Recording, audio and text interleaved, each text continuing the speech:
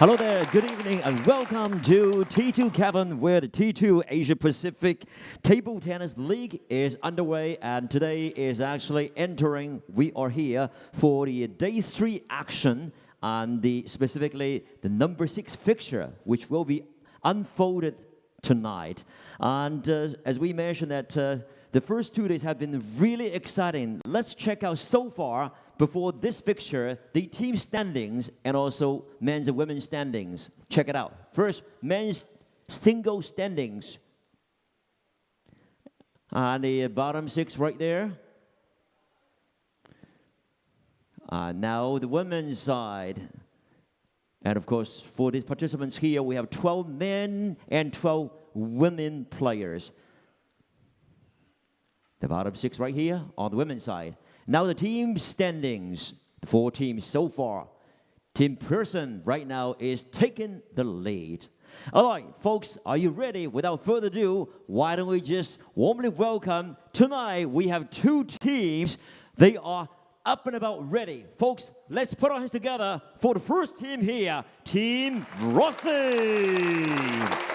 And led by Jörg Roskopf and Elizabeth Samara, Chen Yijin, Zheng Yijing, Gina Porta, Paul Drinkpol, and Dima Ocharoff, and Shankun. And now, folks, let's also warmly welcome their opponents, Team JJ, led by 2-time bronze champion of the men's singles, Zhang Jialiang. And the team players are Matilda Ekholm, Yun Ji-hee, Wu Yang, and Tomokazu Harimoto, and Zhuang Zhiyuan, and last but not least, Vladi Samsonov. All right, totally star-studded. And now, folks, let's also warmly welcome our referee teams here. Referees, where are you? Yes, come on, please, join us.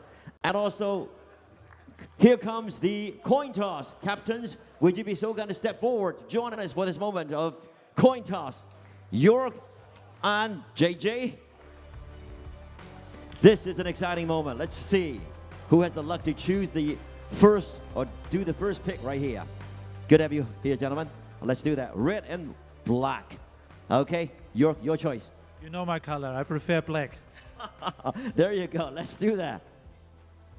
Sorry, red. JJ, your luck. Yeah, Wu Yang. Wu Yang, your first pick right now. Thank you. All right. Against world-class chopper. Your answer? Samara. Elisabetta Samara. All right, Samara from Romania. That's going to be exciting, really. Thank you, gentlemen. All right. And Elisabetta and also Wu Yang, come on to the stage now, or the court. And this has promised to be an exciting showdown. Game 1, stick around. All right. Last session of our first round of T2 games, 30 matches played. 6 more to come now, with 2 teams, Team Rossi and Team JJ, looking to claim the points to haul them closer to the top 2. First up, Wu Yang. Here she is, a little bit of a late arrival. I think she's been warming up behind in the practice areas. There was some worry as to where she was, but she is there.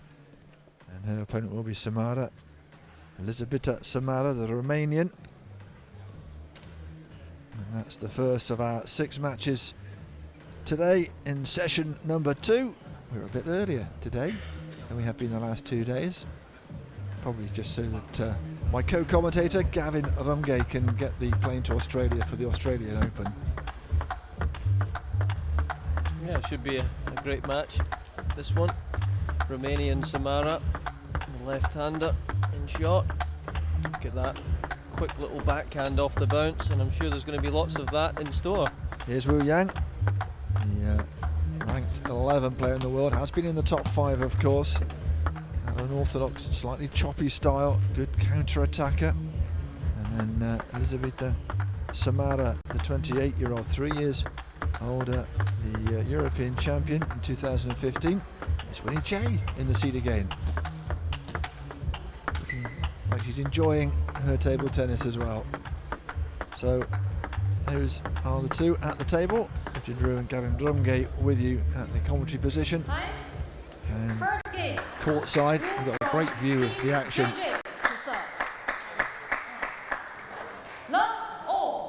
Here we go, women to get us underway in this battle between what have been the bottom two teams in the standings as we went into today. Team Pearson and Team Mays have already played. Rossi and JJ 18 and 24 points respectively.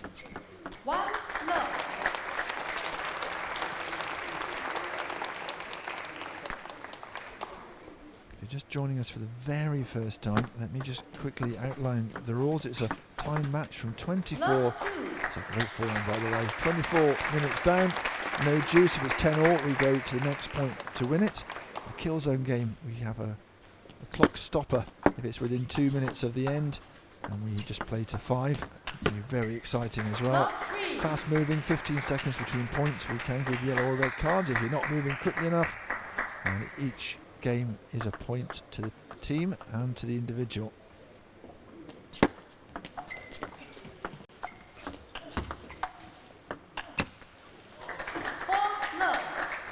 Well, it's a lightning start from Wu Yang of China. Both these players are quite happy to defend at the table.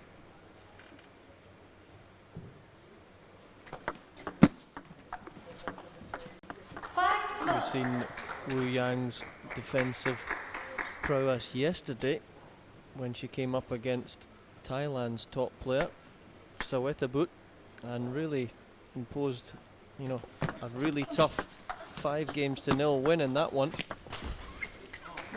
It would have been 6, but for Sawetabut dragging her heels, trying desperately to avoid the kill zone game as well.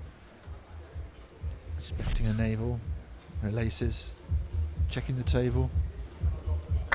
Got away with it with the referee. Wu here, 6 love up against Elisabetta Samara.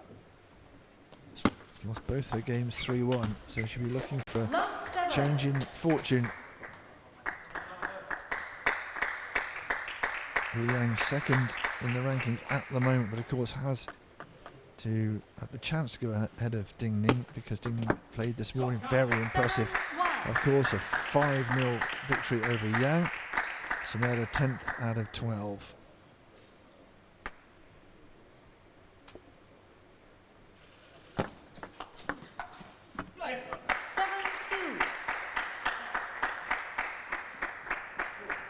Points on the table for Samara, but it's a tall order to get back into this game.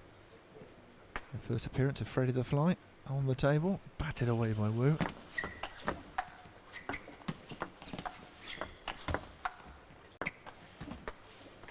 And again, just not finding a range, Samara. What's really important for the Romanian player, if you're struggling to read the spin on the defensive chop, you need to push the ball back sometimes. There we go. It's not anywhere near good enough from Samara, that return, and Wu just dispatching it. It's very weak, really. The defensive players on show this week have fared rather well. Which I think is not bad for the game.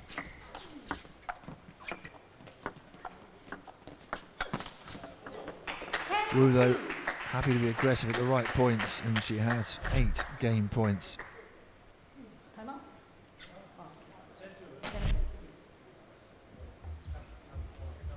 Allowed a towel break, a quick one, within the 15 seconds, every 6th point.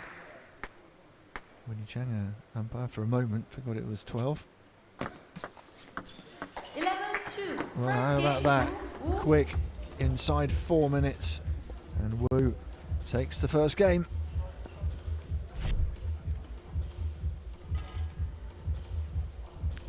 JJ must be extremely impressed with what he's seen so far from Wu Yang. Brilliant display yesterday, dispatching Thailand's top athlete. And now again, that's a rather quick first set. Players, Samara. Yeah, Samara lost 3-1 to Sarathabat. And Sarathabat, of course, losing 5-0 to Wu. So that would suggest it might be a bit of a one-sided affair here, but we will wait and see.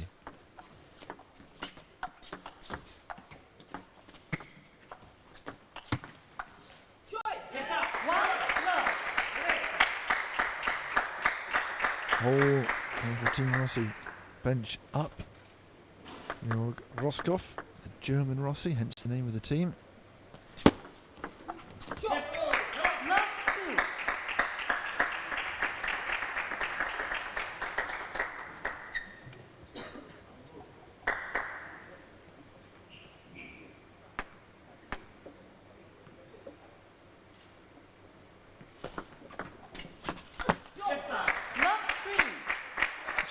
Better start to the game from Samara.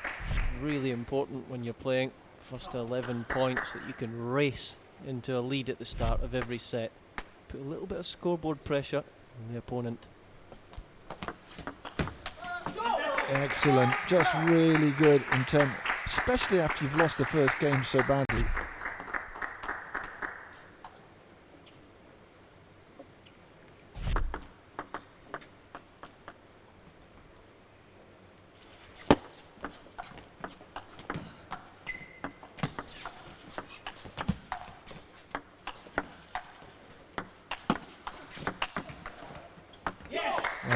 Quickening of the game, of the point right at the end there.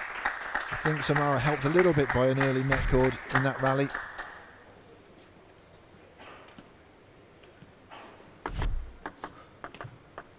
What a good comeback from the Romanian.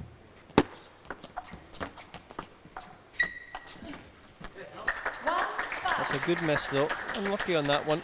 She was down into the legs, looking to spin it up, but far more proactive at the start of this second set and trying to shorten the points down, Samara, isn't she? Getting on with it, not giving Wu any chance at all of getting into the points, and it's worked so far. We know Wu can come back in spectacular fashion, and she has the serve.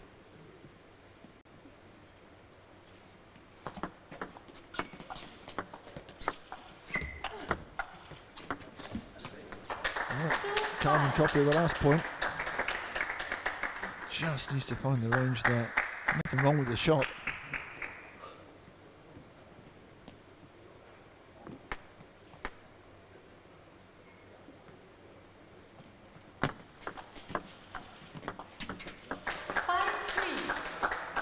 That's always the difficulty. What is the quantity of spin on the ball there? Not quite sure. Slightly puzzled.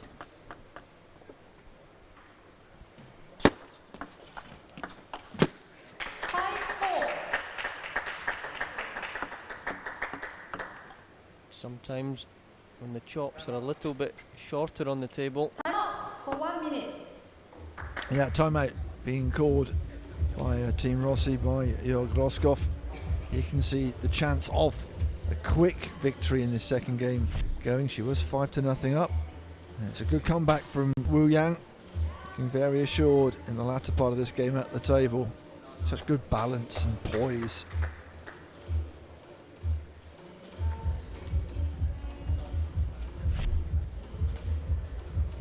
She is very, very, very experienced. She won't panic if she's down in a game. 5-4. Samara likewise has to keep her head here.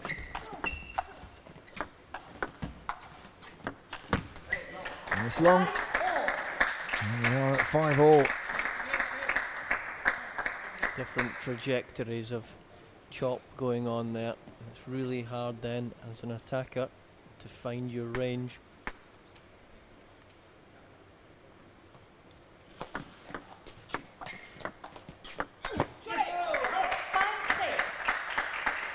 At the moment, the stats are saying potentially serve wins, 27% for Samara. That's where she's struggling.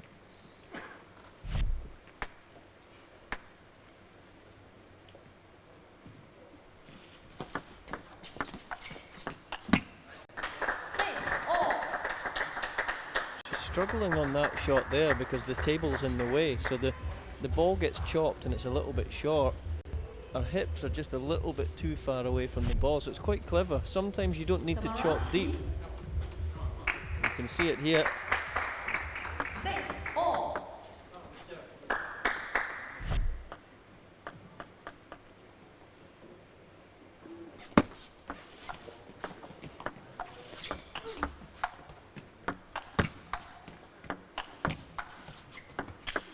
Oh yes, that's better from Samara, much more positive. And on the bench there, Georgina Pota appreciating that shot. That's one of the shots that we're used to seeing her play, that flatter hit.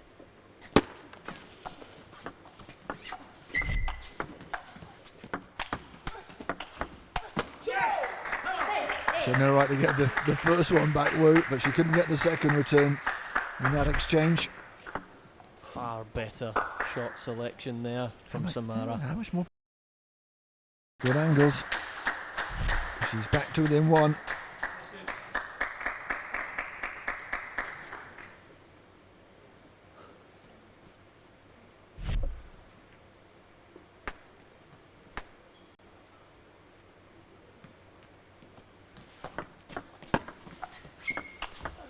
Oh yes, talking about angles. We've got a great view of that one as it came towards us. Samara hitting that one way off on the angle. She's tiptoeing towards the finish line in this game. Accurate there.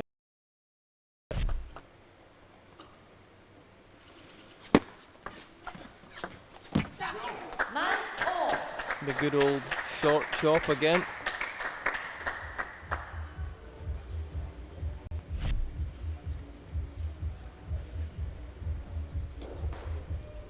Players.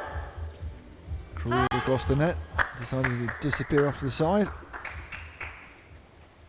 9-all. No messing around from the umpire. 15 seconds is up. She calls them back to the table, and that's what the game is all about these days. Players.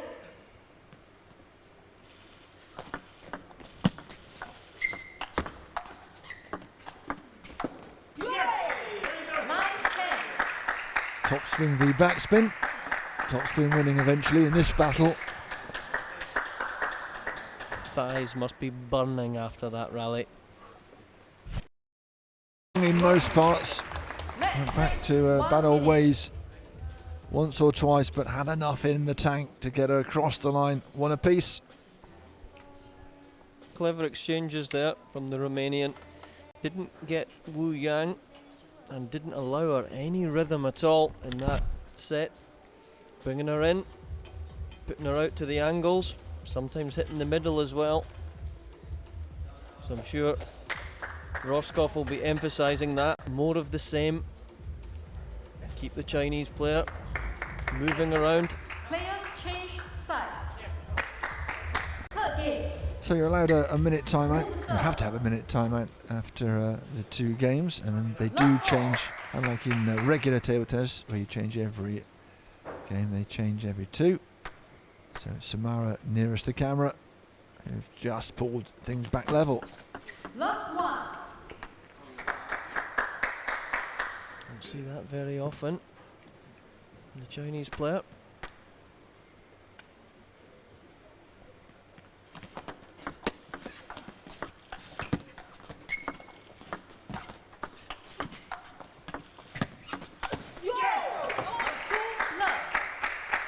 It's long again. And you just wonder where the tide is turning slightly here. 2 up in this third game.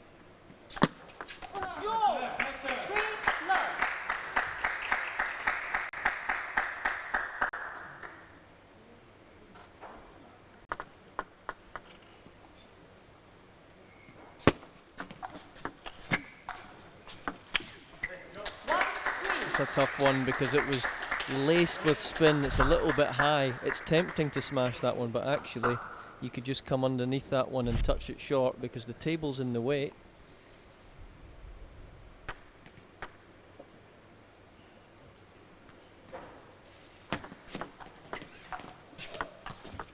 Well, you can see her opening up. The angle was there. The winner was on, but couldn't get it over the net. Keep an eye on the clock. Just heading towards the 10-minute mark. Should be at least 4 games possible here. Never know. Might go in the kill zone.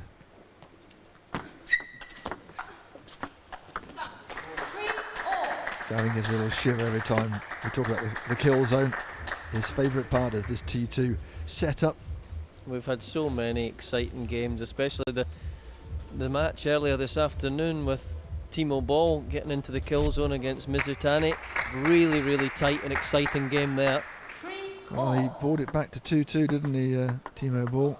And had a quick kill zone as well. And he lost it on. It was 4-4. Last point, lost it. Probably the shortest point of the whole match as well.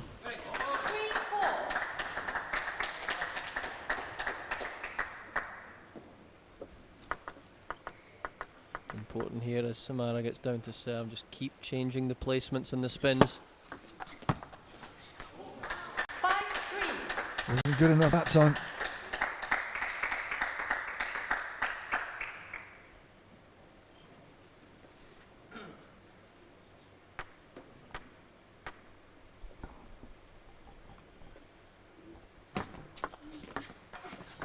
Oh, that kicks.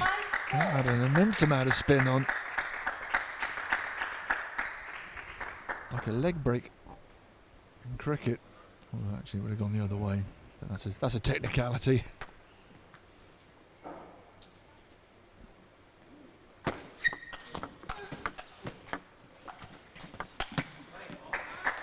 Wrong shot selection there. That was too low to play that slap flat attack. You could see that there. No way that shot was ever going to go on.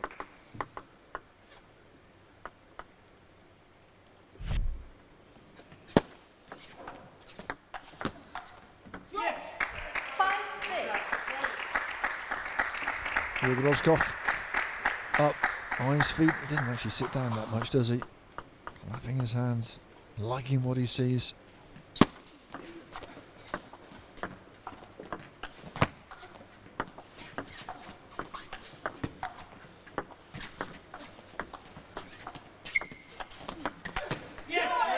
Desperate to get onto the forehand, wasn't she, Samara? And once she did, she got the power on. Working harder in the point there as well, really thinking about what she was doing. Wu knew it had to be on that far side, aimed for that corner, just couldn't make it land it. But if she had, it would have been an absolute winner. And look at that, first 3 strokes won. It's a landslide victory for Wu. Really translated into the score. The longer it goes, the better it gets for Samara. And that's unusual, because normally when a defensive player, would prefer the rallies to go a little bit longer.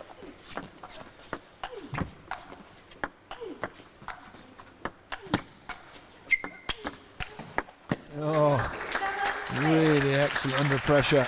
Turn defence into attack like that, and from so far away from the table. You wouldn't put your money on that result. It's like she was swatting away Freddie or Fly there. How dare she? I hope she doesn't.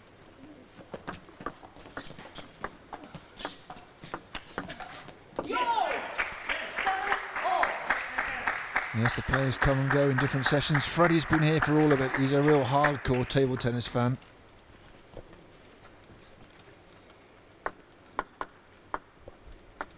He's even been watching it occasionally from the net. That really is a VIP seat.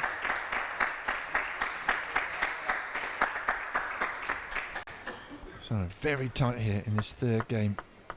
Clock on 6 minutes. We'll definitely get another one in.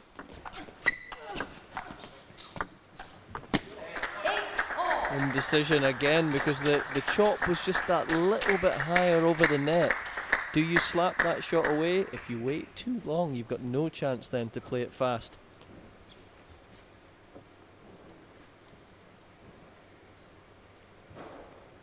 Player, please serve.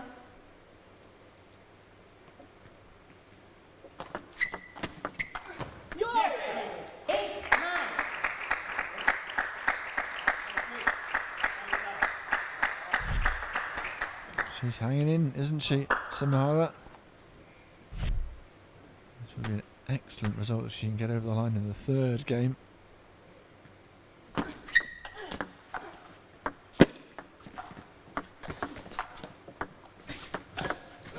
Fast hands, quick to the table. Very similar to the Korean player earlier on today.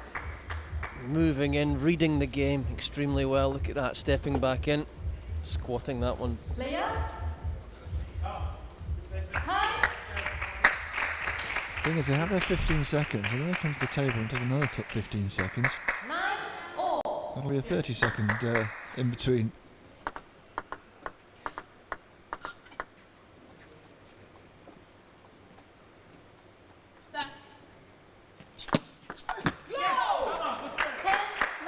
And there you go. She has. Just not coming into the front edge of the ball there. Give a big spinny reverse serve. You have to come in through the left-hand side of the ball. Didn't quite manage that. And whoever wins this point takes the third game. How vital is this?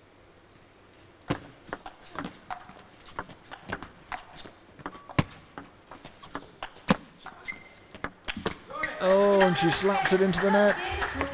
Well, attacking all the way through that game. Had the first game point as well. And the game goes the way of Yang. Wu Yang taking it 2-1 at the moment with what, 3:25 on the clock. Now this is the time where, as far as I can see, it's still a 15-second turnaround. But it never is after the third game. I don't think I've misread the rules. Players. Time. Keeper on the other side, the second official. Samara to serve. Hand goes up promptly when she feels time is ready. So here we go. We have what, 2:50. 1-love. Idea here is to get yourself 3 points ahead and then hold on. Tie your shoelaces again and then over again.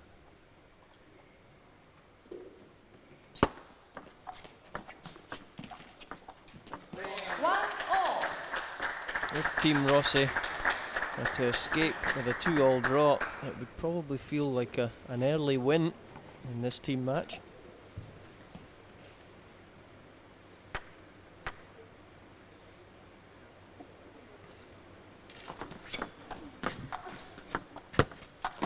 That's long. Samara looks ahead in front again as the clock ticks under 2 minutes.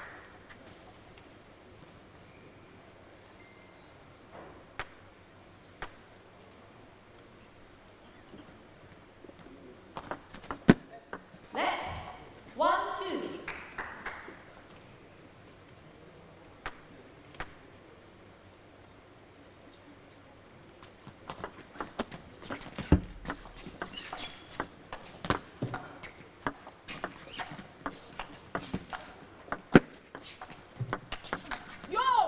Lovely change of speed there from the Romanian. Roscoff saying, yes, that's it, from the captain's bench. He knows what's required. He's saying, yes, that's how to play against Chop. Obviously, Jorg, when he was playing at his best, one of the best attackers against defence in the game we've ever seen from Europe.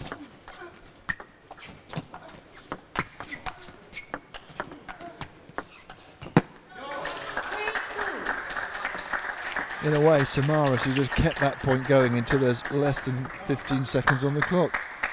And you're assured the win.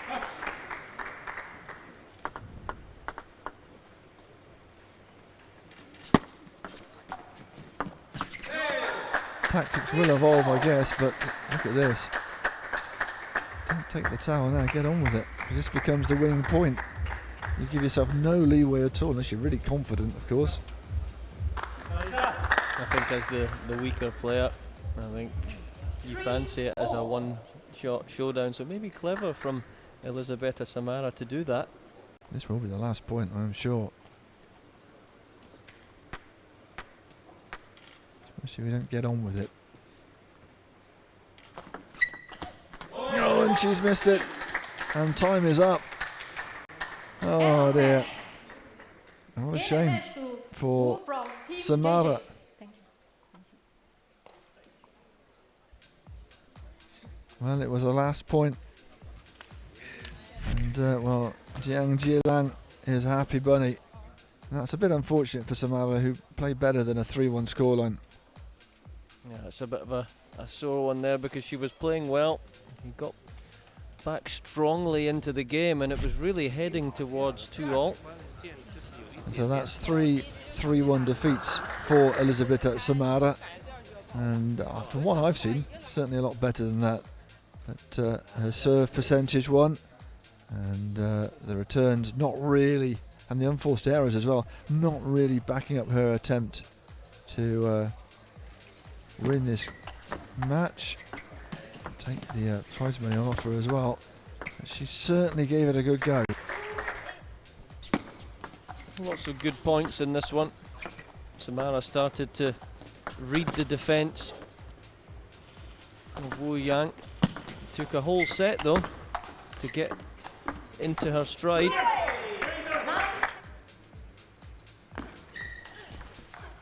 That's a great view. I love this camera angle. Really gives an idea of the range of shots and the speed of them as well.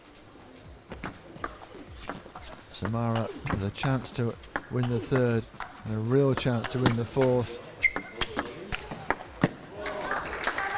So in the end, Samara yet another 3-1 defeat, this time to Wu Yang. There you go. Wu Yang is right with me. Congratulations on your opening victory for the team. Very important 3 points that you scored for the team. 3分到手。今天你觉得跟对手打胜出的理由是什么？首先我想说，就是今天萨马拉打得非常好吧，然后也给我制造了很大的这种困难，然后我觉得最后我能赢，主要还是比较有耐心嘛，然后在这个时间上，最后一局我是1比3落后，但是我就觉得我把节奏放慢一点，对手肯定会着急，然后我就把这个节奏掌握得比较好。All right, congratulations. Obviously, the tempo and also persistence paid off right here, as Wu Yang just mentioned. 谢谢你 Thank you very much indeed. Congratulations. 再次祝贺武阳在今天比赛中胜出。All right, game 2 will start very soon. Stick around. We'll be right back.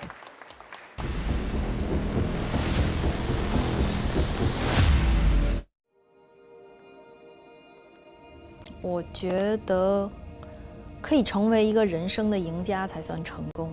当然，人生的赢家他不只是在某个领域上，我希望是在整个人生的过程中，包括事业、家庭、生活每个方面，得到自己想要的东西，得到自己的满足，所以每天能很开心、很喜悦，这样算是成功。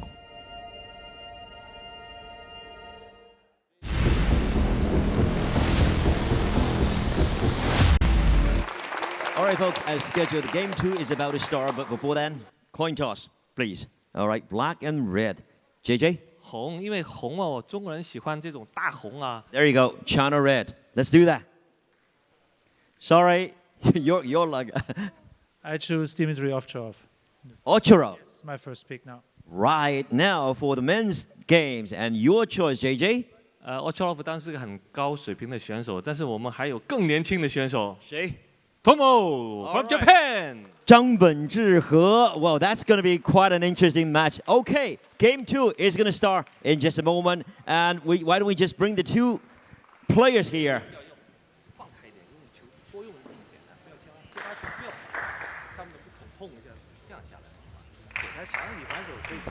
So then, this will be an interesting one.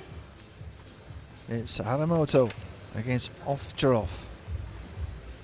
Ovcharov is 28. It's not particularly old, is it? But he's twice the age of his opponent. Just 14.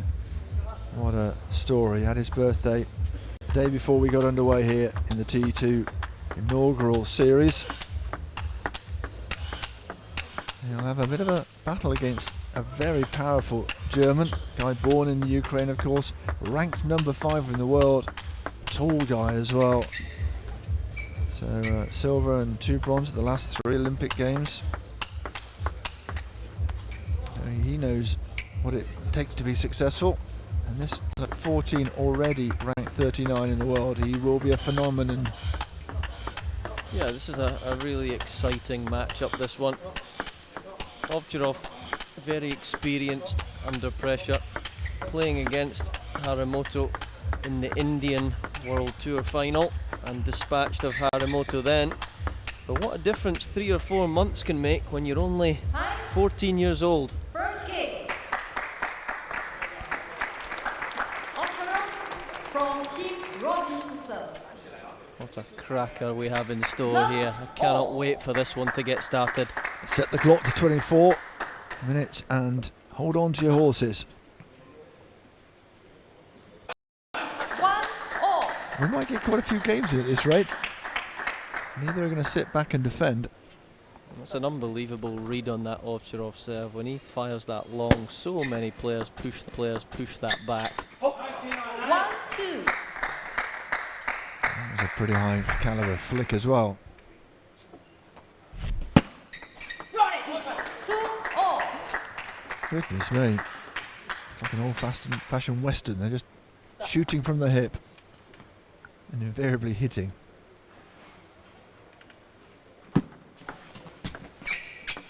3-2. Quite brave to try that serve, because I think it was Winnie Zhang who was in the chair and pulled him. 3-2. Let's serve as well as an edge, so Oh, there we go. We're back to square one. 3-all. Well, it's a loud shout. I think it's probably louder than shocks we had earlier today. He's really pumped up. Both these guys are playing some astonishing shots already. Shots that make the other look slightly 3-all. foolish, which is astonishing at this level. 4-3. There again, so much spin on that. As you say, they've played each other, but they haven't seen too much of each other. Not as if it's on the circuit every single week. 3-5. he hits the ball so fast for 14 years old. He really muscles that backhand. There's no indecision there. You were watching him earlier on in the practice hall, and you were just marvelling. So this is not a 14-year-old playing, this is a grown man.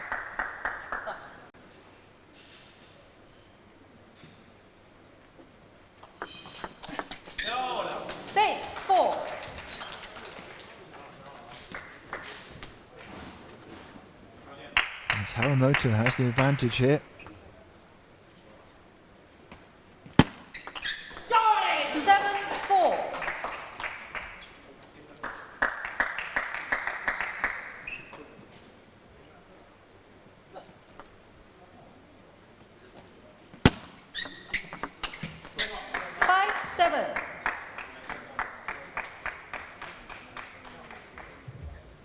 Both these guys have played Shibiev in previous rounds.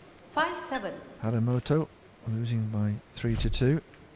And interestingly enough, Ovtcharov managing to draw 2-2. He's also played another Japanese player in Misutani and lost that 2-1. 7. Took the last game to sudden death, so that was quite exciting.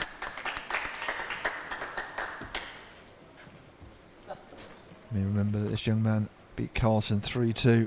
Back from 2-1 down. 7-8.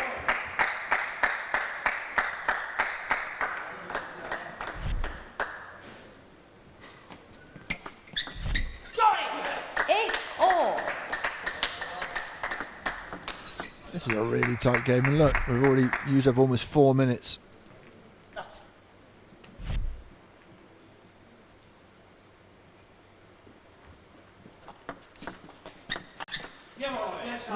It looks so simple. A clever little change of direction on the serve this time. Look, short into the forehand side. So important to be able to think clearly out there.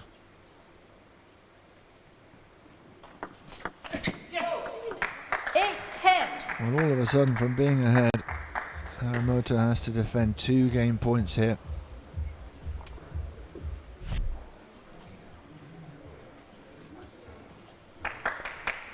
Players, speaking to Haramoto in Chinese, of course. Both his parents were Chinese and represented China.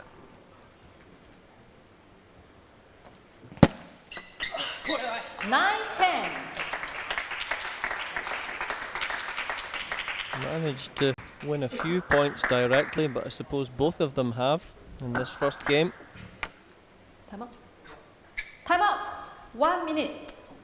It was a very late time. I don't think the referee heard, actually. It was, first of all, the referee said cannot. And then I think Jorgen Roskopf just clarified that he called the timeout. Otherwise, I was looking at that thinking, I'm sure my math is right, but that's not a division of 6, 19. Allowed a towel break, a very short one in this form, every 6 minutes. 6 minutes? 6.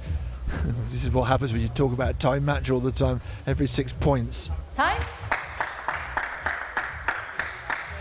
It's been a long old week. 9, Every minute 10. that's been enjoyable, to be fair. Brain's just a bit frazzled. 11, 9. First game to Oscarov. Well, From Haramoto Team will feel a bit Rossi. frazzled after that, because that was a very unfortunate way to concede the game. Now, if he had been 24, he might have reached that. Slightly longer arms required there from the Japanese athlete. In the second game of the last session of the first series here in T2. Hope you're paying attention, I'll be asking questions later. Players. Look at that, the fine workmanship on that bat. Second game. Harimoto to serve. Love all. Love 1.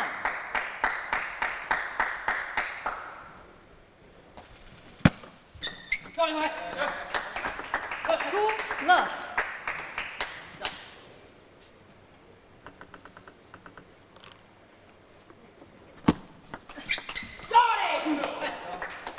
Love 3. Fearless, I think that's the word. He's just going for everything. It didn't work out for him in the first game, but he really is having a go here, the Japanese teenager. Let's. Love 3.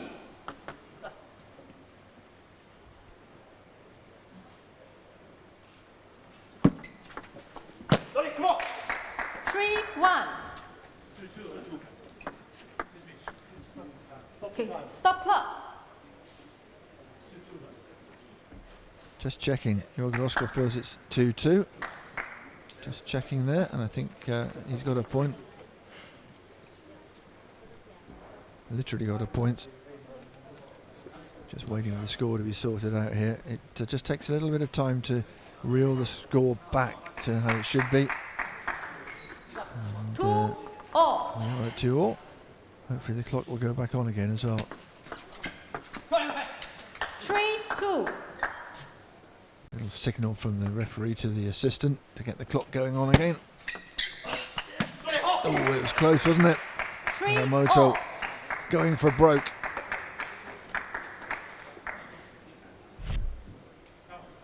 Neither of these two dominating on their serve. The win percentage below 60% for both of them.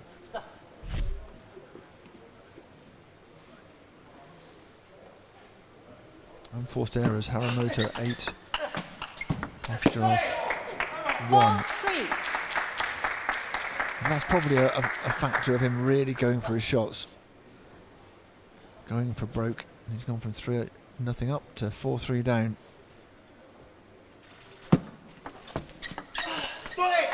That's a really strong opening up backhand topspin. And that was really set up through the accuracy of the serve. Look at that, bang on that serve. Was it long, was it short? We're not sure.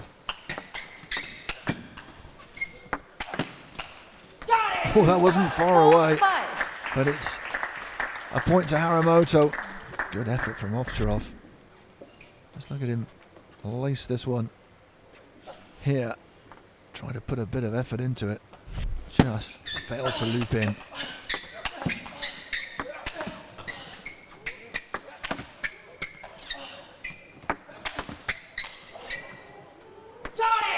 The crowd love that.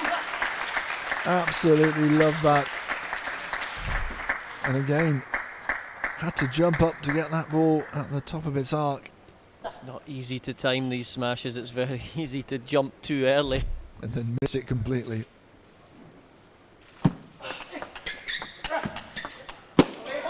Good comeback. 6-5. Completely different type of point. Able to create a little bit of pressure using the pace from the Haramoto racket.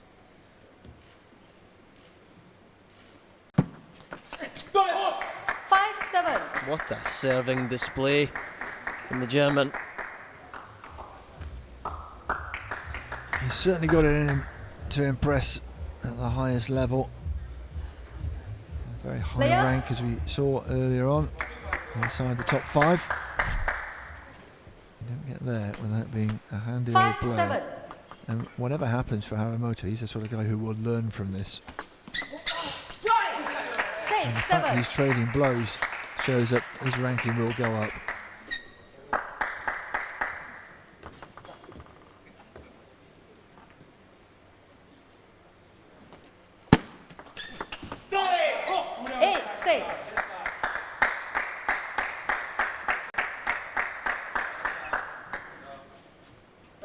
Now with his 2 serves to come, he'll be looking for at least one of these.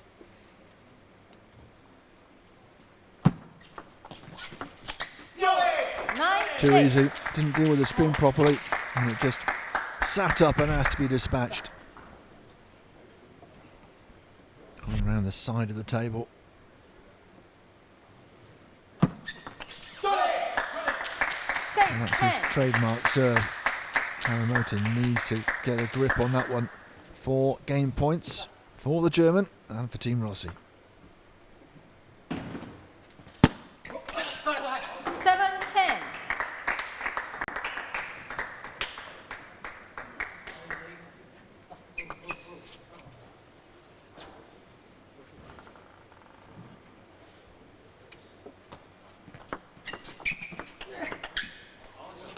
Did well to spin that one up, slightly clipping the net. Haramoto.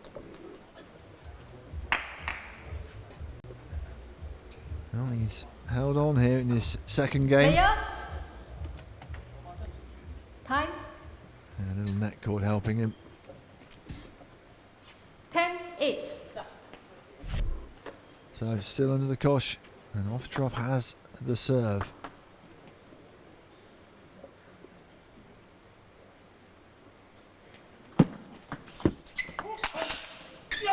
The serve set it up, and that's the second game in the bag for Second game to Lima Ovtcharov. from Team Rossi. 1 minute match break. It was an excellent serve. You can see how it spun away from the forehand of Haramoto.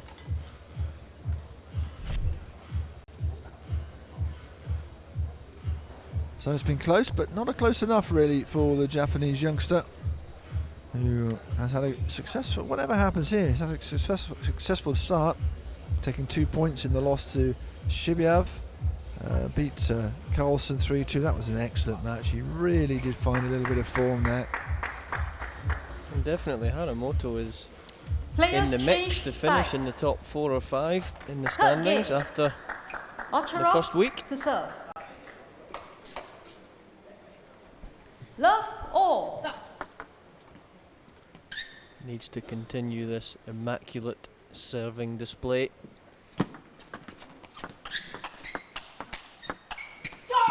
Love 1.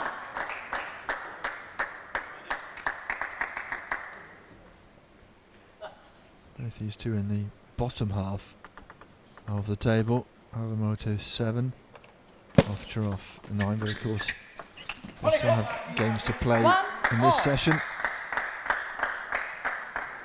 Team Mays and Team Persson clashed this morning, or this afternoon, and Persson came out 12-14 winners over Mays.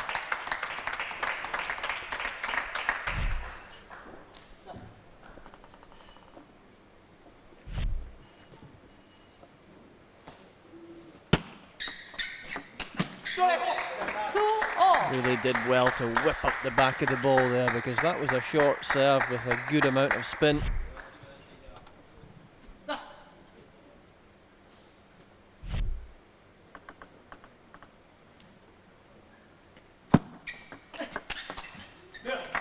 Back to the normal pendulum serve, Dimitri.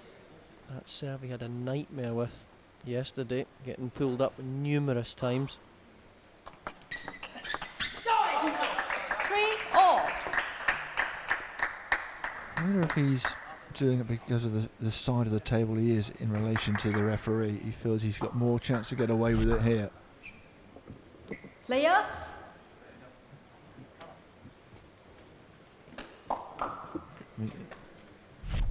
The referee will not be able to see very well, but that's just because of where she's situated, whereas on the other side, had a much better view of it, the open side.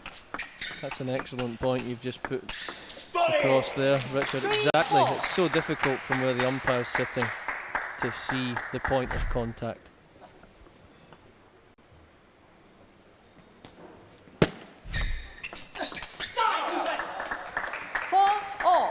Tight again. He really is there or thereabouts, but so far no games for him.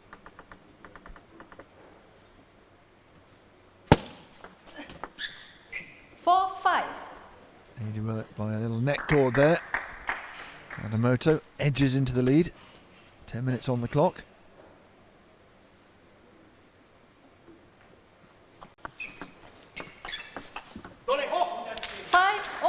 Not rushing that backhand, looking to load the spin up, stay low into the legs as well.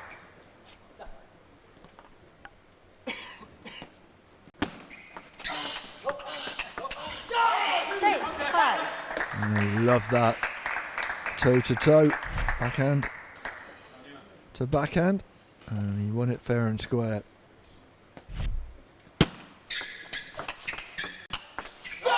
And that's even better. Switching to the forehand. All-round point for the youngster. The game really makes sense to him.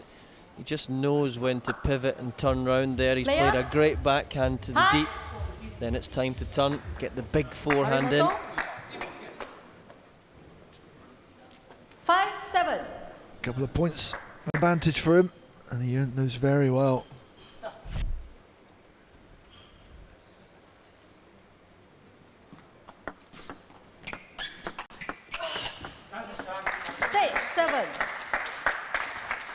Ovtcharov did really well there to create a bit of space and a quick timeout. 1 minute. That's the Team Rossi's side. We had that one already, I believe, haven't we? Oh well. I wonder whether you would want to bring him, I suppose, when it gets that close, perhaps bring him in. But he had played a couple of really good points, Haramoto. Still in conversation, here he comes now. 6-7. Can he get himself over the line this time? Back in, tomahawk serve. Great change of direction and speed.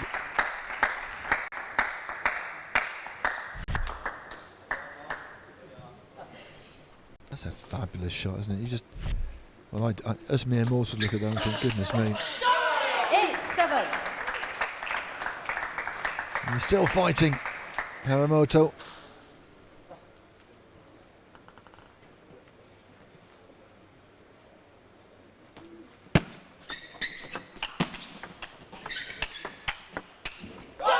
That's a fabulous bit of defending. Goodness me. What a shot to force the mistake. Look at that, it's flat as a pancake, so it's actually like a chop ball there. You have to lift that one.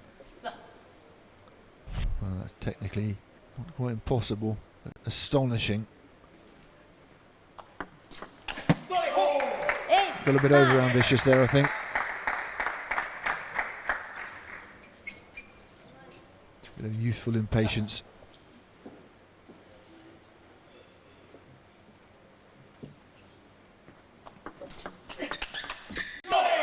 Nine all. And it's cost him dear. A bit of brilliance followed by two really indifferent points from Haramoto. Look at that serve. Look how it just boomerangs around. Players. And then you've got the spin as well, so it swerves, kicks.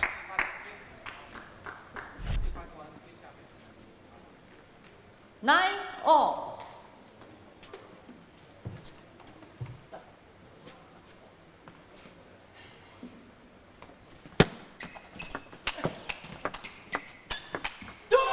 Fabulous returning from Ovcharov. Haramoto didn't do much wrong. Look at that return there, and that's what laid the foundations for the point and for the game point. 11-9. Oh dear. Third game to What a way to surrender the Ovcharov. game. That's a brutal service error.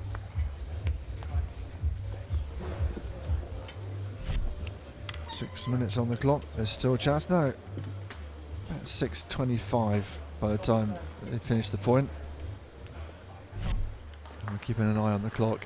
Oh, meanwhile, a little bit of practice in the practice room. Look, just a few balls to practice with. Players. Good old Jong Ji-hee looking to Fourth game. be released out into the main hall for her next match. Love all. Assuming she's selected. I think we can assume that.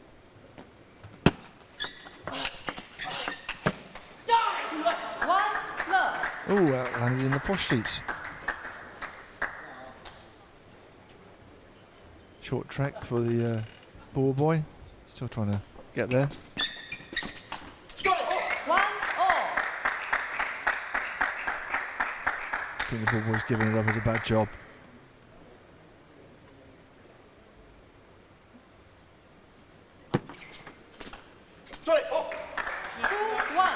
It's just been returned to him by one of the family who's enjoying themselves on the sofa over there. He found it. 2 all. And this is important for Haramoto to try and dig in and get himself a game.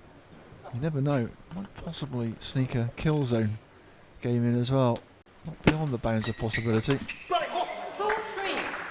But these two have been playing long games. Might go the other way, we might actually get timed out. We'll just have to see what the score is. 4-2. These are all going down as unforced errors from the Haramoto racket. Anything after the serve, you get a pushed return. Time. Yeah, unforced error 6-22. 4-2. So that will explain partly why he's so far behind in this match. Although to be fair, the nature of his game is to go for his shots.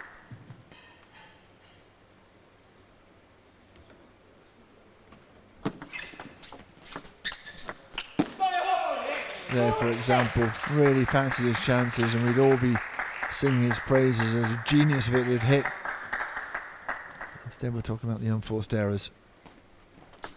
2-7. Ovcharov looking to keep the foot on the accelerator. He wants another set out of this. 8-2.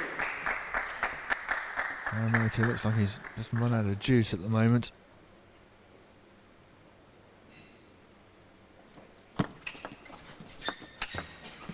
Serve set that one up beautifully. Just not a good enough return.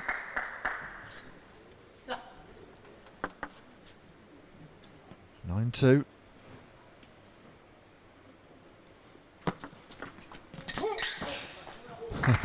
Yes. For the first time, I think, in this series, Haramoto looking just a little bit distraught, and the head's gone down a little bit. Players. Time.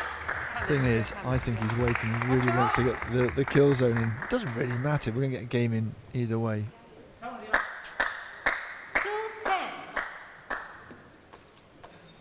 Might see Ovcharov just dumping this one. cameraman wants to get involved, a little bit of doubles. We'll get a kill zone game at this rate.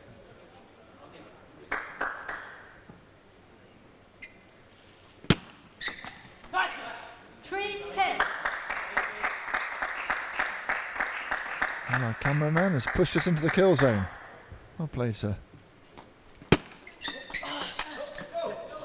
11-3. We are enjoying our coverage. Game to Ocharov. We are into the From kill Team zone. Rosie. Next, out. Some great camera work showing you some of the best players in the world, of course. Getting really up close and personal. In that case, perhaps a little bit too up close and personal. There he is. That's hard. I tell you, that's hard work putting that kit on and wandering around. Another game for Ovcharov. 4. Can he make it 5? In the kill zone we are then. Kill zone game. First to 5 points. Don't worry about the clock. That's where who gets to 5 points first. Love all. So many of these team matches are decided on these kill zone games.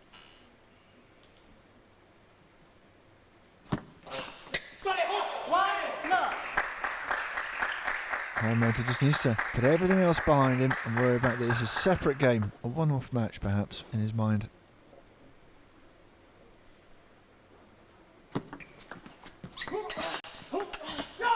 Great defence.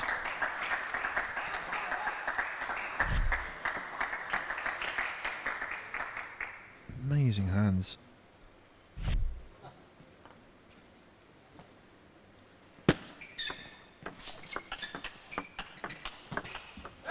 And again, really good under pressure, defending for the point there, and he's 2-1 up. He really is a team player, Harimoto, even at this age. Let's give him credit for this massive fight he's giving.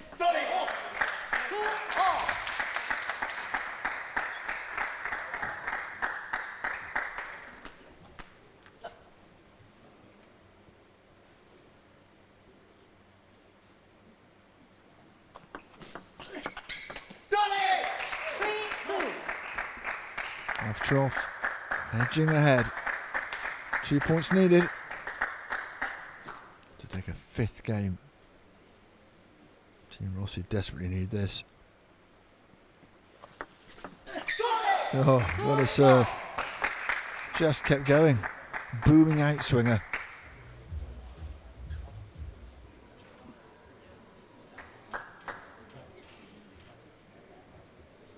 Not much that Jurgen Roskopf needs to say, really. Keep calm and carry on. 2-4.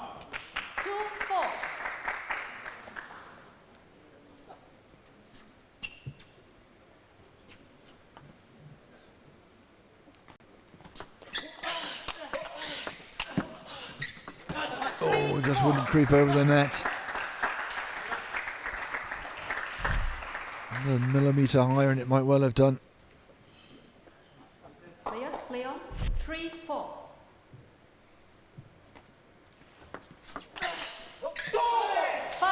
He's done it. First to 5 in the kill zone. And that's a fairly comprehensive job that Ovcharov has done over Harimoto. And he worked hard, Harimoto, showed some brilliance as well, but just couldn't close out in the games that he had a chance in.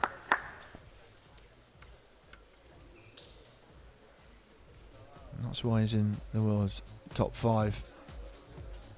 Pound away past the youngster, who's had a pretty good tournament so far. Yeah, that was a real captain's performance there from Ovcharov, leading the team. And as one of the top 5 players in the world, to only produce 9 unforced errors in 4.5 sets. That was remarkable. Yeah, far too many from Harimoto, 27. He'll struggle to recover from that. 4-3.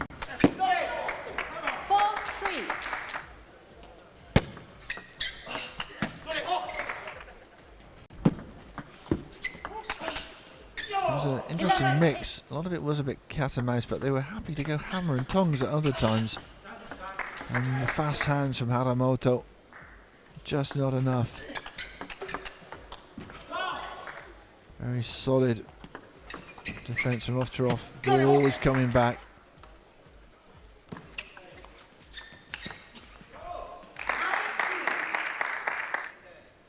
Just able to manoeuvre the ball around really well. Wasn't enough for the 14-year-old. He's beaten 5-0 by Ovtcharov. All right, Dima, that was truly an impressive run. Would you say the age difference really made a difference here?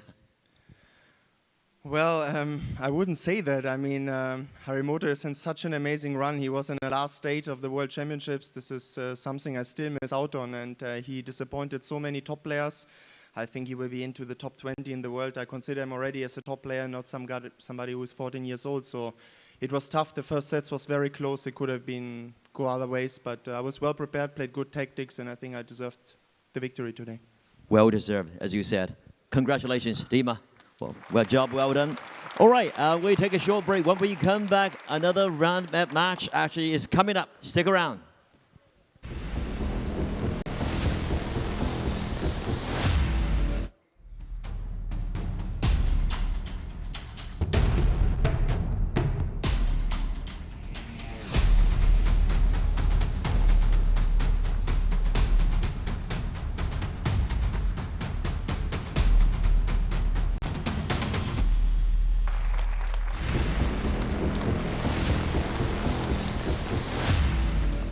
Welcome back. Game 3 is about to take place. Now, let's do the coin toss again. This time, I still give the chance to JJ. What's your choice of the color? Still red. Still red. Yeah, my lucky color. Okay, here we go. Red. Now the luck is on your side. And your choice? Yeah, from Tian Zixi. Tian Zixi, Jun Shi He. And your answer? Georgina Porter. Georgina Porter up and ready to go. Jung Ji-hee, her opponent. Europe against Asia, of course. Hungary against Korea. And a need for some points for Team JJ in Jung Ji-hee. Georgina Porter has been in the top 20, ranked 32 at the moment. A couple of draws, 2-2 draws is what she's managed so far for the 3-time Hungarian Player of the Year and 2-time gold medalist at the European Championship in team and in doubles. And it'll be a decent opponent, someone who's also been in the top 20, ranked 22 at the moment, the left-hander of course, won the Moroccan Open 5 years ago. First game, John from Team JJ to serve, love all. Here we go then. Who will prevail here? Jung Ji-hee, who's lost both their matches so far, taken just the one game. Lost to Hayata 4-0 and to Shox 3-1. So there's something to prove here. Love 2.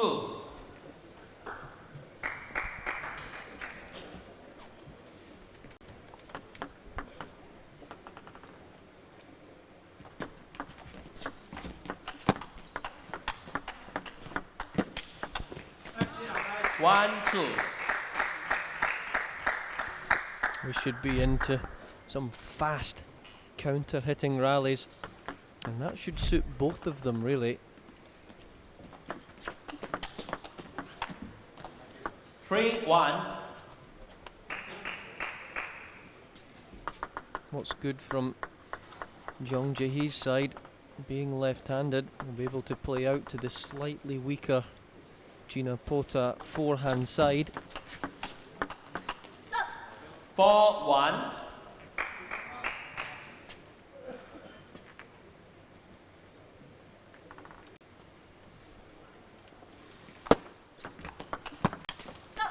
One, 5. That was a really high ball toss, wasn't it?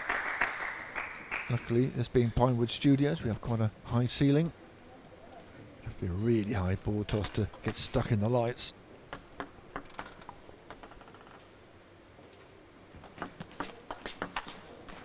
One, 6. Well, Porter with a slow start here. As we said, 2 draws with Bernadette Shocks and Feng Chiang-wei. 6-2. She drew with Shocks, and of course, as I said, Jeong Ji-hee lost that encounter. So if that's anything to go by, this score was a bit of a surprise. But she is the better ranked player. 6-3.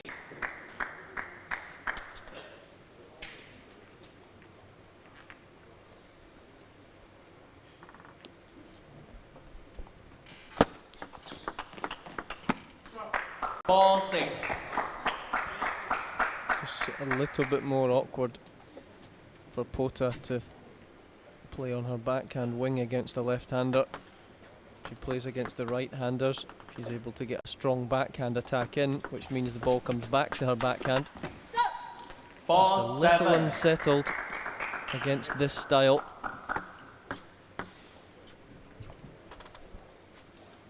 Players, please play. Mr. Lowe's on the ball again.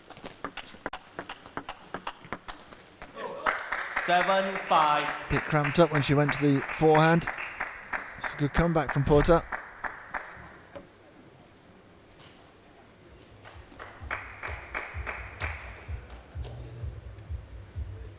Players, I haven't seen a yellow or a red card yet. I'm still waiting for a bit of excitement on the card front. Might come at some stage. 7-5.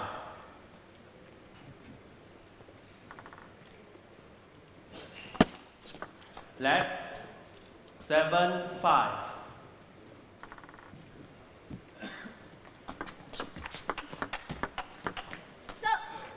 8-5. Struggling at the moment, Porter, just to get her rhythm.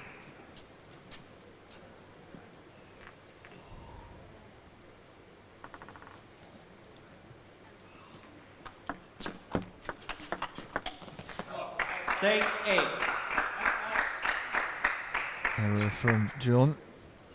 Should have made that, really. Porter still in this first game.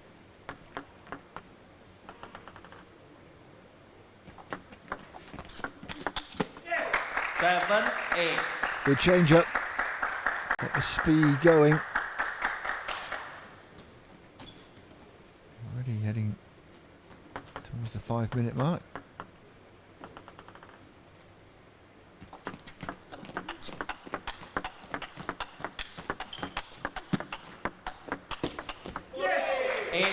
Cracking counter-hitting rally from both players. Good movement left and right. Look at the speed.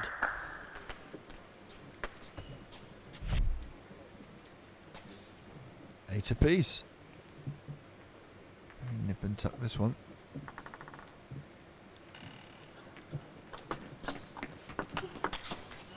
Nine, 8.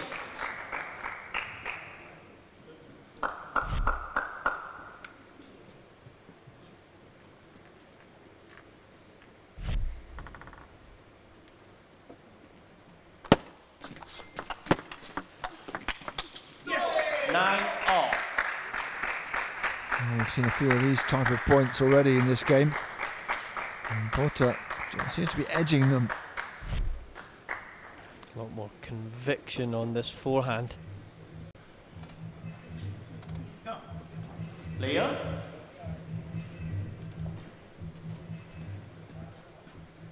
Nine, all.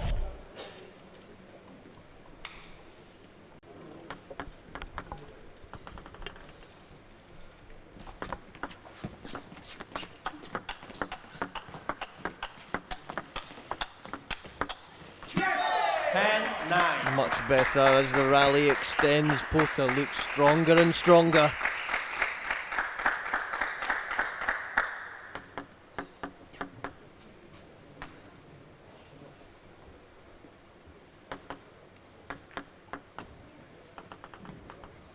There's the fly again.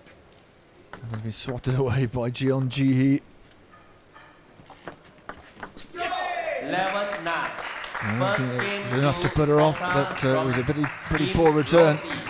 And that's a good result for Georgina Porta, who was struggling a bit early on, but managed to bring it back and take that first game.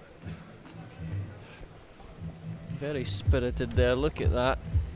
A nice fist clenched. And she goes back for some really useful advice from Jörg Roskopf.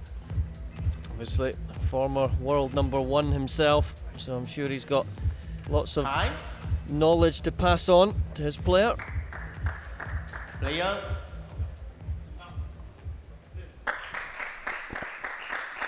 Only really supposed to have 15 seconds. It always seems to get longer at the end of old habits dying hard at the end of games.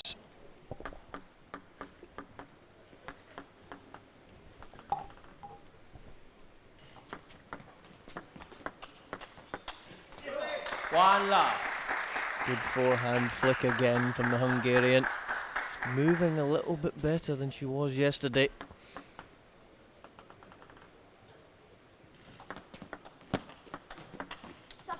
One all.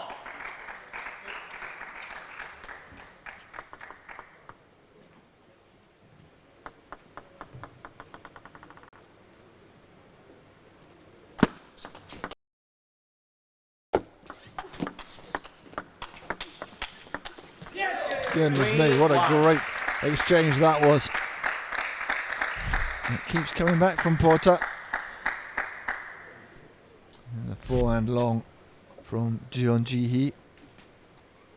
On her, Jeon.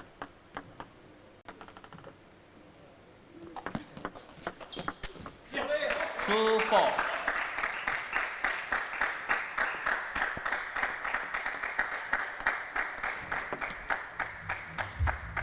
Chance for a quick towel break. And a reflection on how this second game is going in Porta. It's the best of the exchanges so far. 2-4.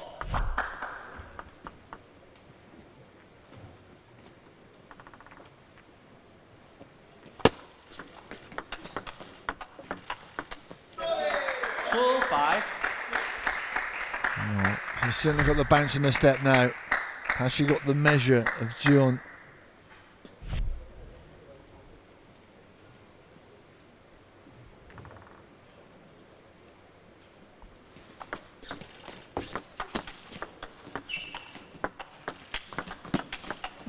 Some great backhands there in that rally. And Porta going really well in this second game. Look at the racket speed. Straight through. Look at the wrists.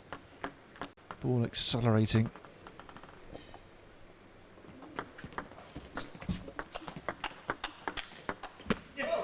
Seven, two. Sometimes on that forehand wing, she slaps through it with a very little bit of backspin. And that's really awkward when that crosses the net and you have to deal with it.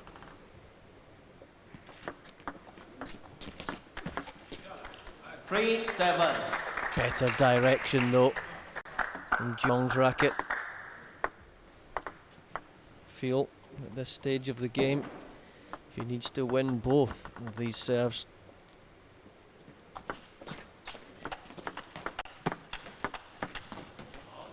A bit unlucky from Porta, but it was a good serve. It got her stretched straight away. At that moment, it's hard to keep yourself balanced as you're flying around each side of the table. Let 4-7.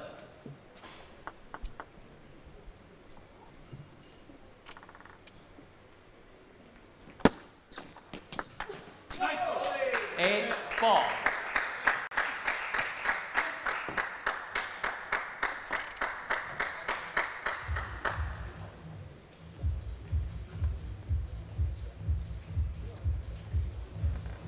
Players.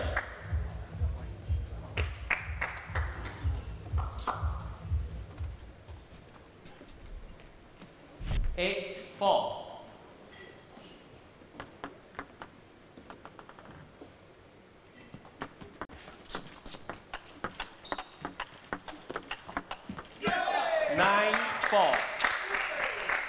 prevailing in those short exchanges at the table as well.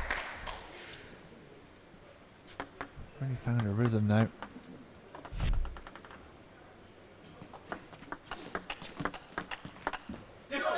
For 10. And 6 game points to make it 2-0 in this match. Look at the advantage in terms of points between Rossi and Team JJ as well.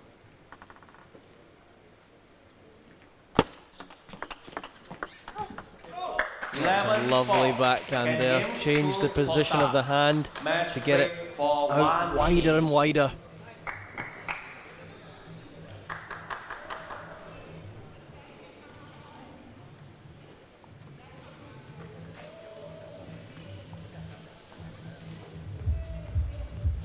That was a good point, wasn't it, for Porter? 11-9, it was tight. 11-4, it certainly wasn't.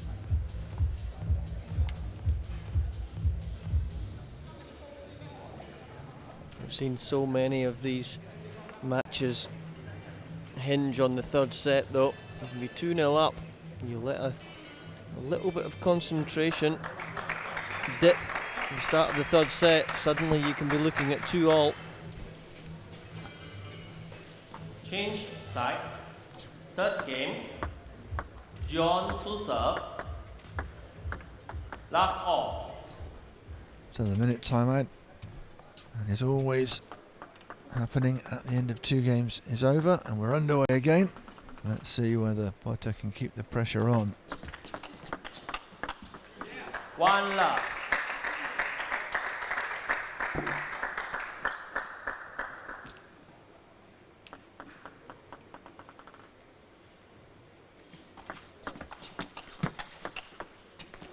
Love 2. That was beautifully played. Textbook stuff from John Ji-hee.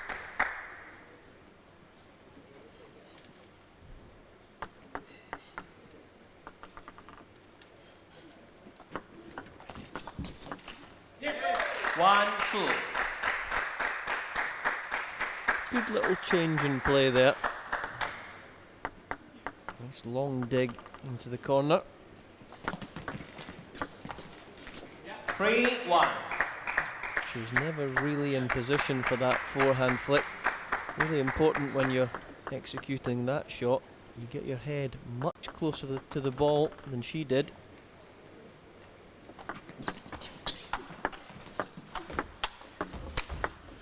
Oh yes. 4-1. What a shot that was from John.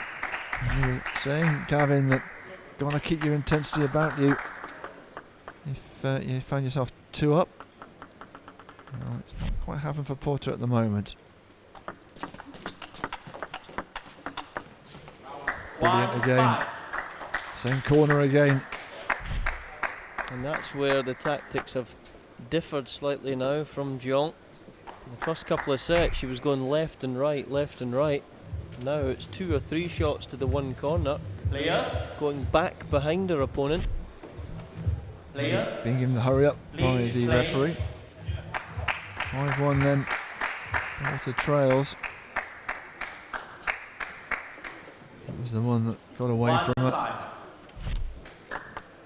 She has to serve though. Less than 10 minutes on the clock. 1-6.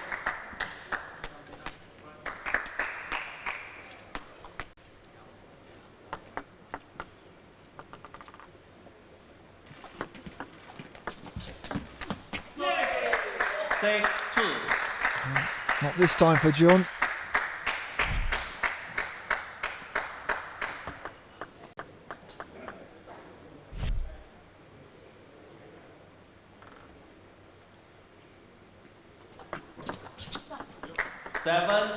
Great view of the serve from our roving camera. Just saw just how much spin imparted on it.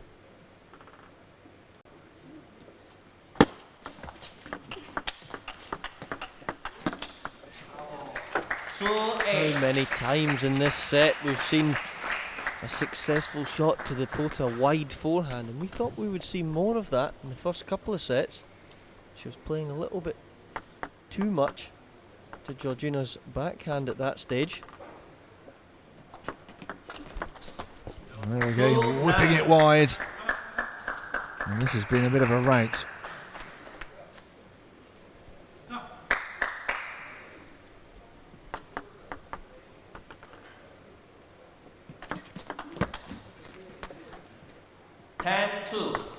Eight game points. Goodness me, what a turnaround this has been after the last game.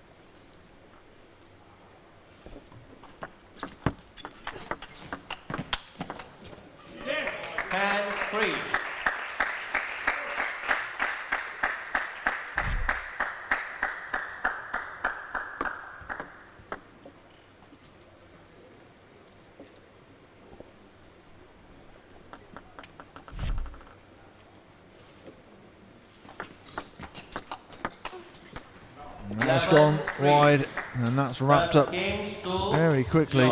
7 minutes still left on the clock. John gets a game after struggling in the first two. There's a very big possibility that we could enter that incredible kill zone.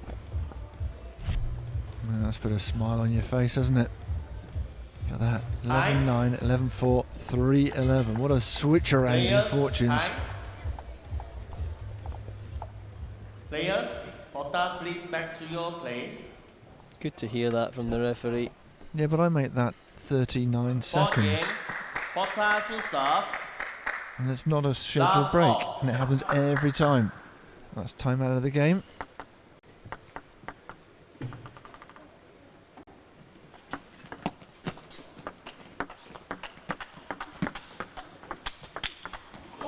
Love one.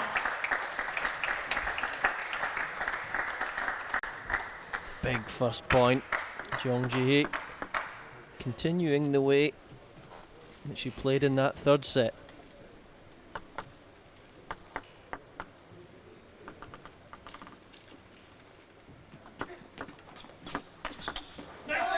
One off.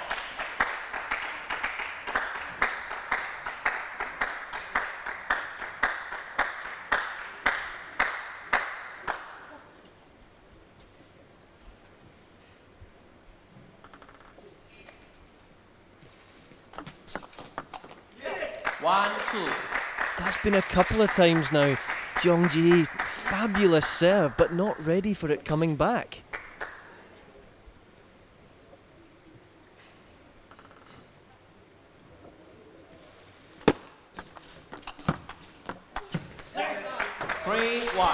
I'm suggesting it was such a good serve, she stood there, admired it, and then was quite surprised when it did actually come back. Again, looking a little bit distraught there when she pushed it wide. And once again, this seesawing match turns again.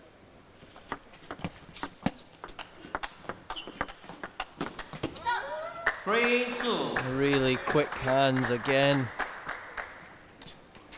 Jeong playing some of the best table tennis we've seen from her during round one.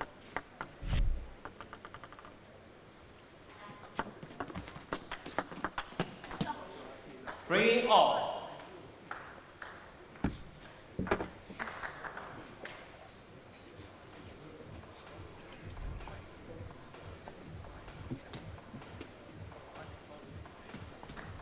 Players. Mr. Lowe laying down the law.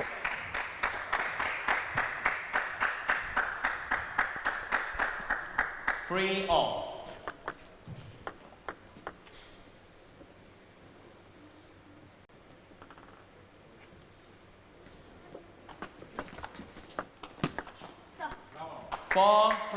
The ball toss there from Jeong. It's getting higher and higher, and the benefit of that is the ball is coming down and it's really moving by the time it hits her rubber.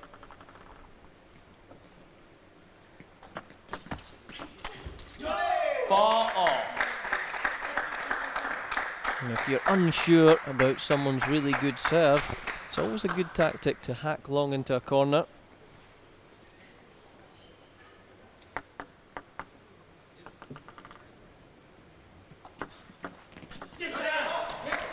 positive Ball. from Jeon Ji-hee. Clock is running down. I wonder if we will get that kill zone game. The clock is within the last 2 minutes, and the last game has just finished. 4-6. Roscoff right off the bench. Look at him. He's an Timeout intimidating for figure, isn't he, when he 1 stands minute. up, starts clapping loudly. Time out, clock is off. Porter within striking distance, but Jeon just 2 points behind.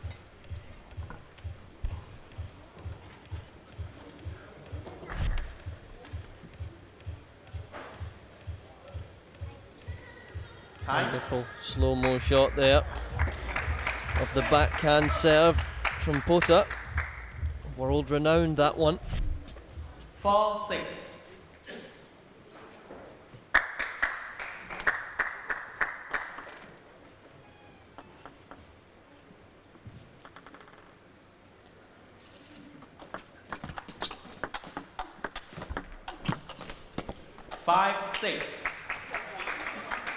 Well, does that take a deflection, or was that just completely... Oh, there's Porter misreading it.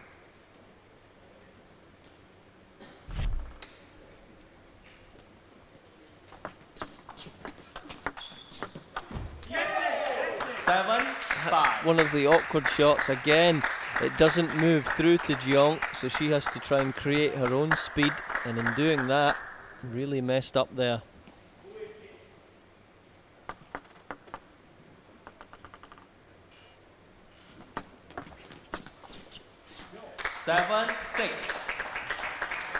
It's a real nip and tuck on this, isn't it? Jeon Ji-hee with a chance, perhaps, to at least draw a match for the first time. Yet to win one. 6-8. The serve that brings that horrible bit of indecision. Is it short? Is it long? I don't know, so I'm just going to fresh air it.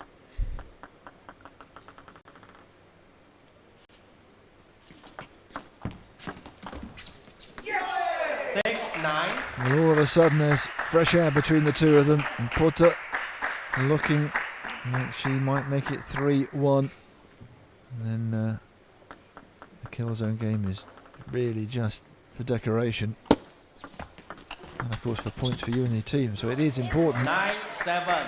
But in terms of who wins the match and takes the money, it's not so important. Keep an eye on the clock. Time out for 1 minute.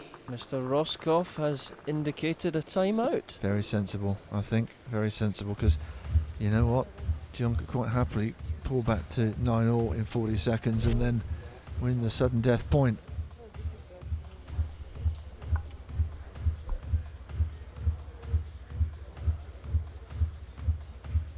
So it's going to be an interesting couple of serves to come. And this would be a huge win for Porter and Team Rossi. Still have Paul Drinkle to come. We've got Samsonov on the other side. Lots of 9-7. good, really great players to come. That'd be a shootout and a half, wouldn't it?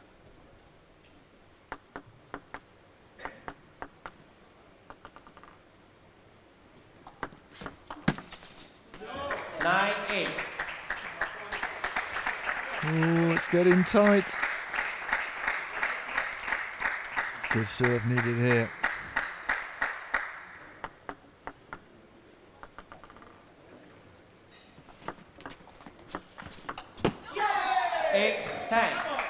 On the bench for Team Rossi. That's what it means, game point. This would take the match as well. Taking her time, and well, she's Final point. entitled to take the towel, but it's a bit late. Was that a get on with it? I just heard there. 10-8. No chance that Jeong can haul this one back. Let Whether it'll be an exhibition point or not, I don't know. She ran the clock down very efficiently. 11-8. Look at what it means to her. Really pleased.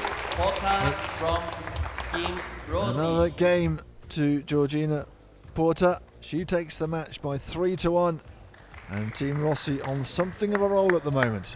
Absolutely delighted with that win, and so she should be. Congratulated by Elisabetta Samara.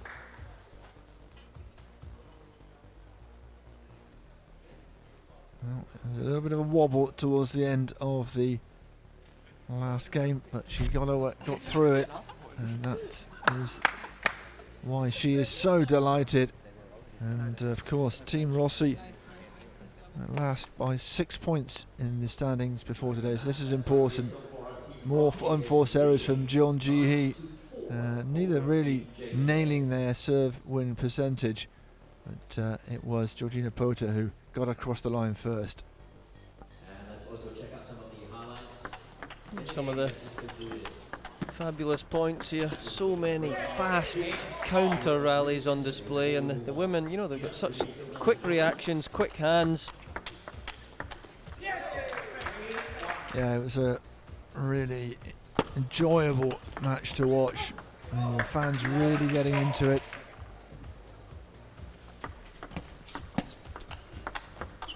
The only disappointment from Gavin's point of view is there's no kill zone. But the players are just starting to evolve their tactics and work out when they need to slow it down. And certainly it was well done by Georgina Porter, who wins by 3-1. 11-8. Game and match rule. All right, Gina, congratulations. As you said, you know, in the past might be some even scores that you got. This time, 3 points for the team. Your take on that? Yeah, I'm so happy because yesterday and before I made 2-2, and now I could bring 3 points for my team, and especially against her because a few years ago we played and I lost. She's a really fast player, and now it's unbelievable that I could win. Sweet victory here. Congratulations, Gina. All right, thanks a lot, really. All right, we will take a short break, and right afterwards we have Game 4 to take place.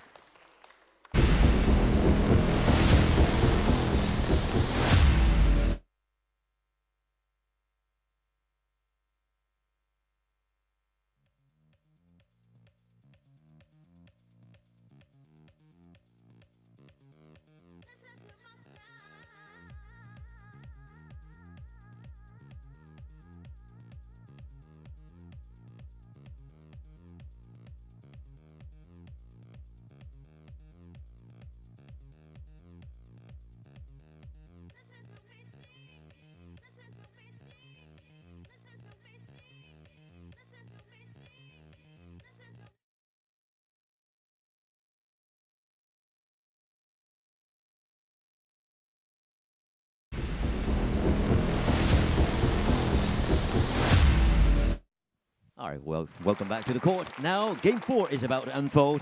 Again, coin toss. Your take now. I take the black again. Black again. Okay, as usual. Well, sorry, luck is on JJ's side. Yeah. No, it's here for sure. We witnessed this. Yes. Yeah, I think I want black, or next maybe now. Next time. Next time. Okay. Your pick though. Yeah. Okay. Zhang Ziyuan. Zhang Zhiyuan on against Zhang Zhiyan. Who would that be? Shang Kun from China. Shang Kun of China. Great. Looking forward to. Gentlemen, thanks a lot. All right, bring them on.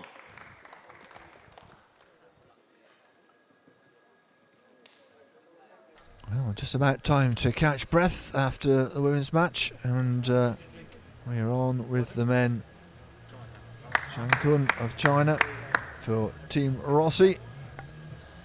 Man who is older, also with a win against Chen, but lost to Ju 50. The has won a couple of tournaments in his career on the world stage.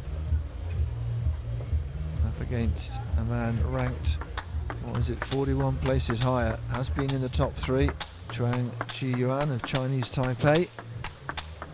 Been in the top 20 for a very long time, over a decade. So very steady performer. This is our 4th game. We've got 2 more to go after that, and then our first week of table tennis in T2 is over. And we'll take a breather, regroup, and come back in the middle of July. First game, Zhuang to serve, love off.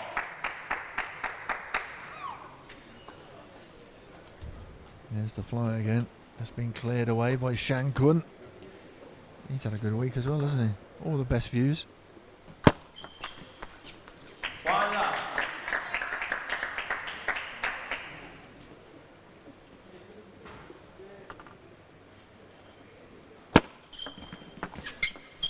Oh, takes the edge. You always take it.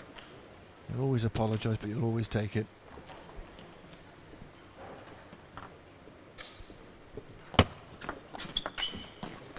Love 3. Great start for Chuan, just to relax into the match. He's been through in the practice hall for the last 15 or 20 minutes warming up. 4 love.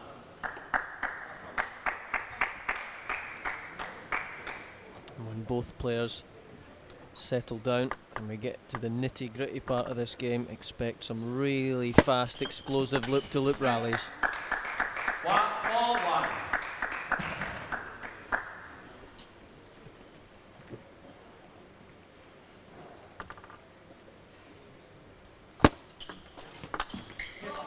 Two, 4.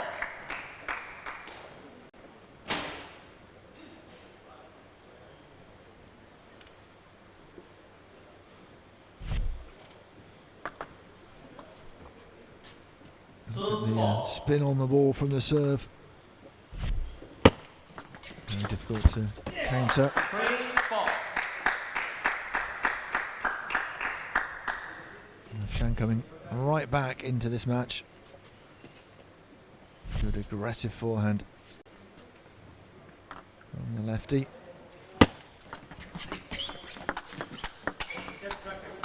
And that ball just going down underneath the net. So Chuang raced away, 4 points, and Shan Kun has just caught him up.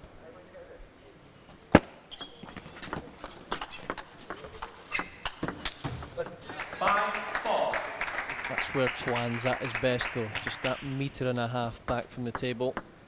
Just longer, rangy strokes on both sides.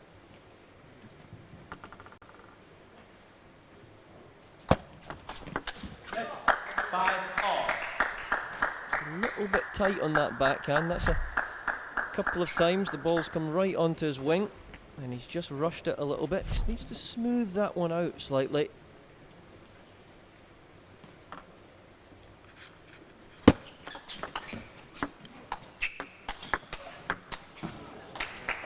Good readjustment from Chuan and winning the point as well.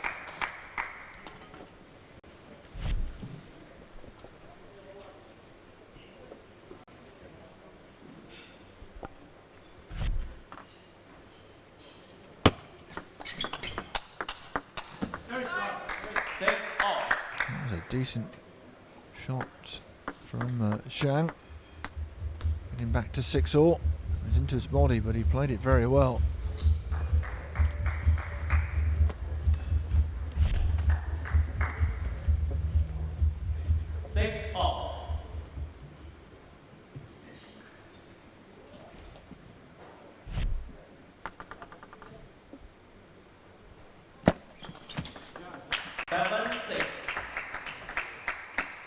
Clever disguise.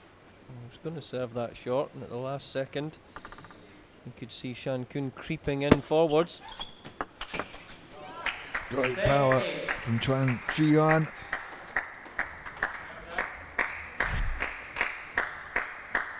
Got right round. Got the rotation into the shot. Players, please play.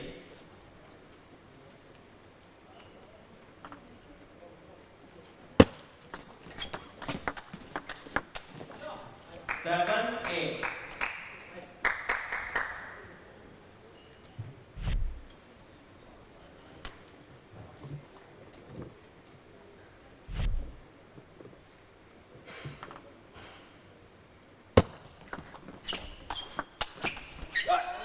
9-7.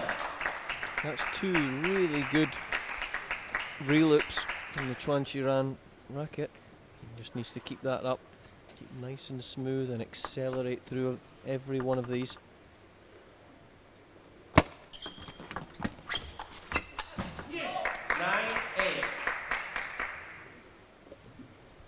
Well, it will be really nip and tuck, you imagine, right up to game point. These two fairly well matched, despite the difference in ranking.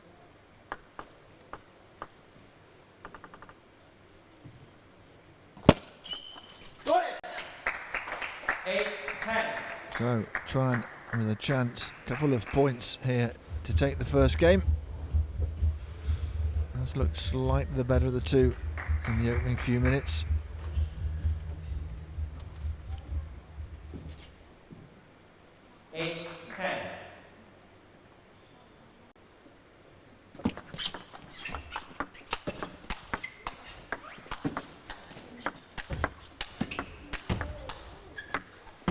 Oh dear. Well, we said it wouldn't take long before they got into that kind of a rally. And it was some brave stuff from Shang, looking just to defend, knowing he was facing a game point rather. And in the end, I'm not quite sure what happened there. I don't think he does either.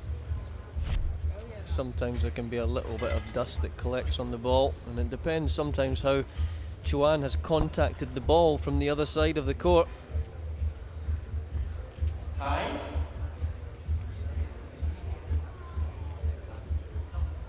This is a really important match, this one, for Team JJ to get back in.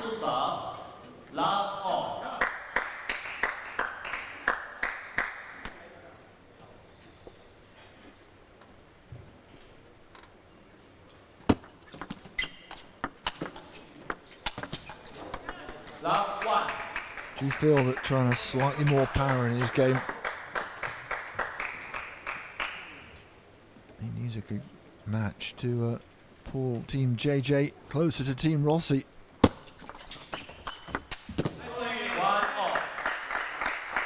Every point, of course, counting towards the grand final, and who gets to go there.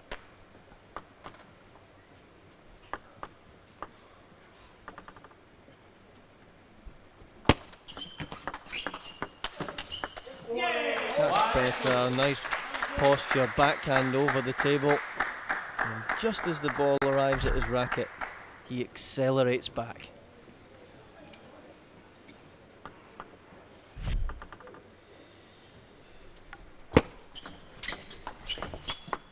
Oh, that's lovely. Just curving away from the despairing lunge of Chuan. Very quickly got into position, got low. Gave it everything. There wasn't much that Chuan could do. Please play.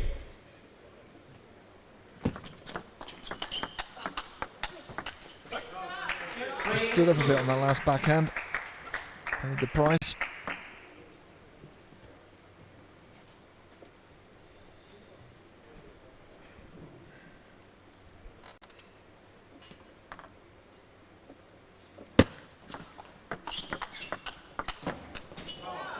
Nice little backhand there, and he was looking to turn off that next shot. That's how well he struck that ball to Chuan.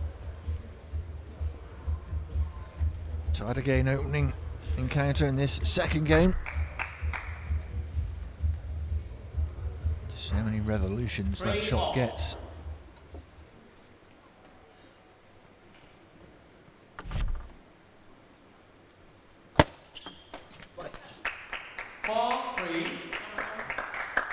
All of these top players, when they know they've got a good amount of spin and purchase on the shot, they look to then turn, to unleash, unload on a big forehand.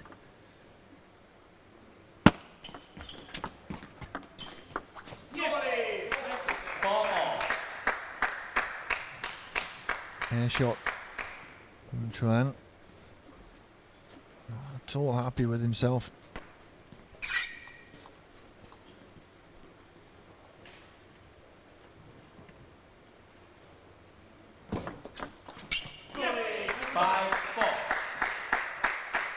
Points in a row where he's been a bit below par. Not reading the spin from Shang.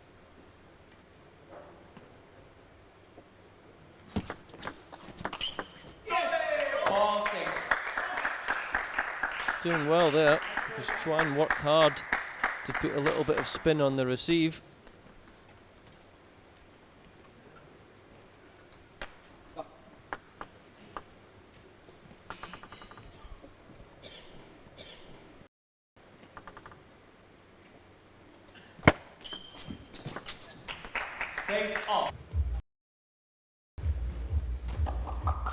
Players.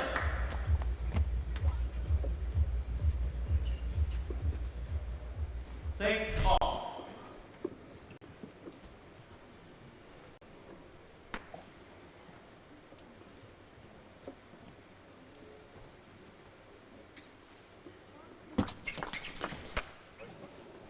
Six, seven. Into our camera stands, I think. Not sure that one's coming back in a hurry. When you get it wrong and you're trying to play a really attacking shot and you catch the edge, it just flies away.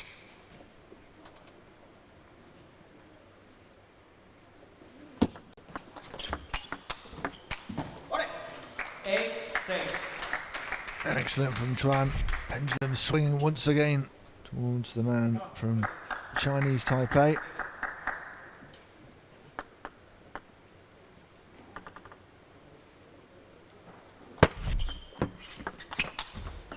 There it is again. A little misread of the serve. This is a game that's thought might be a power game, but it's really about who can outfox the other at the moment.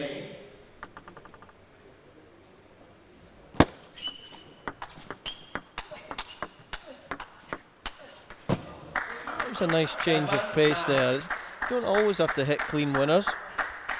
Chang was absolutely furious with himself for missing the table. He felt he had that all under control.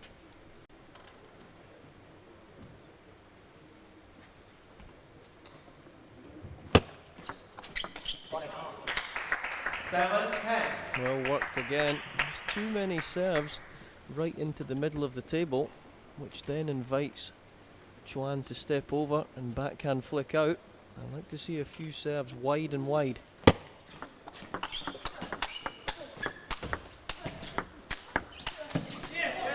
Excellent defensive duty from Chuan, but he couldn't make it stick. And Shang still in this second game. Players.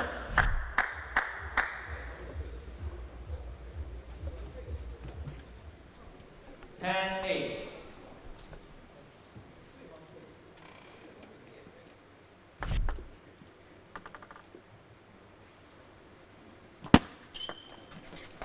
Level 8. And there it is, comfortably wrapped up. Match break for 1 And a big minute. 2 sets to love lead. Yeah, a bit of an anticlimax, wasn't it? The end of that for Shang Kun. Just didn't read it properly. Moving backwards as he hit as well certainly doesn't help.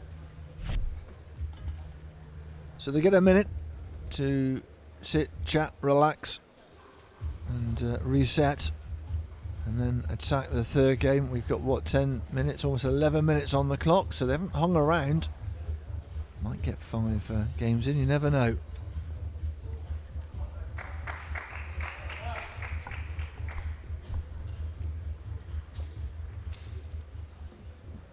Third game, Zhuang to serve, love all.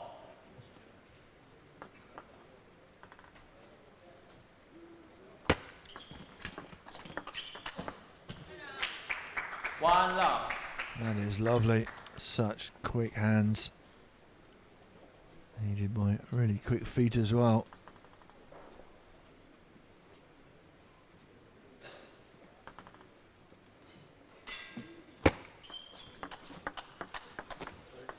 Love 2.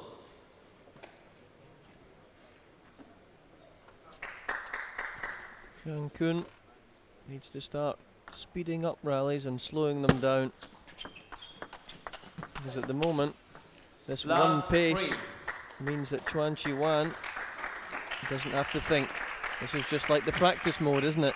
Yeah, and it's never a Time good sign. I think you've for mentioned this 1 before. minute. When you start looking at your bat, you know that actually it's you, not the bit of wood you're holding in your hand. Timeout's been called. Chance for Team Rossi to regroup here with Shang Kun. Jorgen Roskopf to get a bit of sage knowledge across.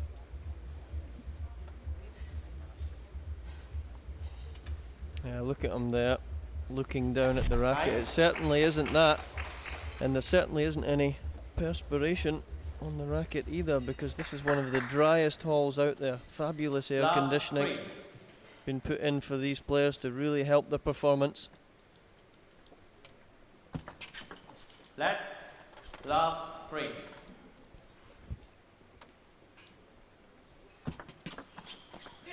Three, 1.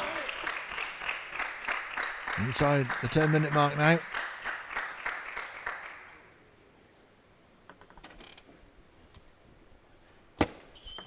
Left, 3, 1.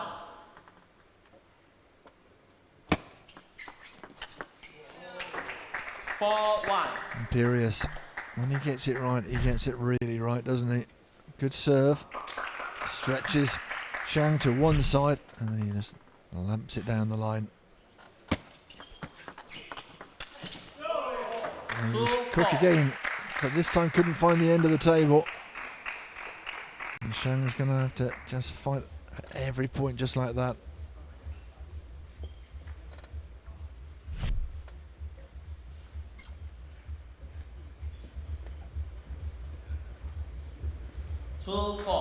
Nobody says it needs to be pretty out there, but you certainly need to fight hard and try and win for your team. 3, 4.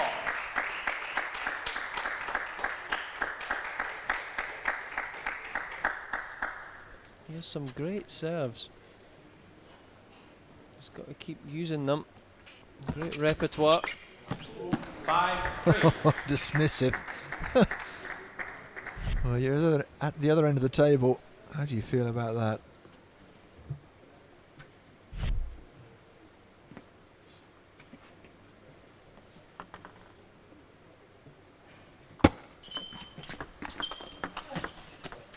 Six, 3.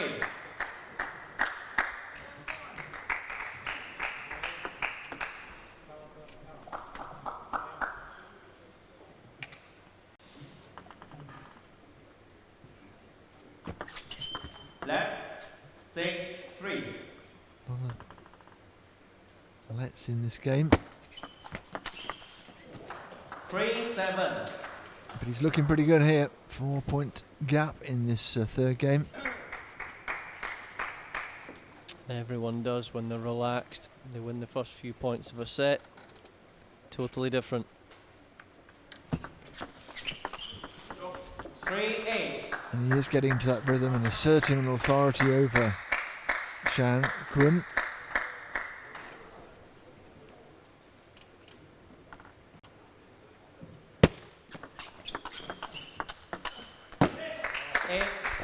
Not happy with himself there though. He really has been playing so well in the last few points. Wanted to land that one as well. Forced error. Only 9 for Shang Kun. More in fact for Tran.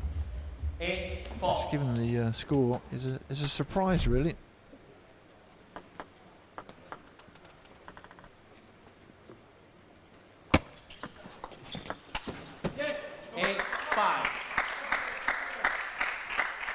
Twan's turn now to look at his racket. I couldn't possibly have missed, could I? With evidence would appear so.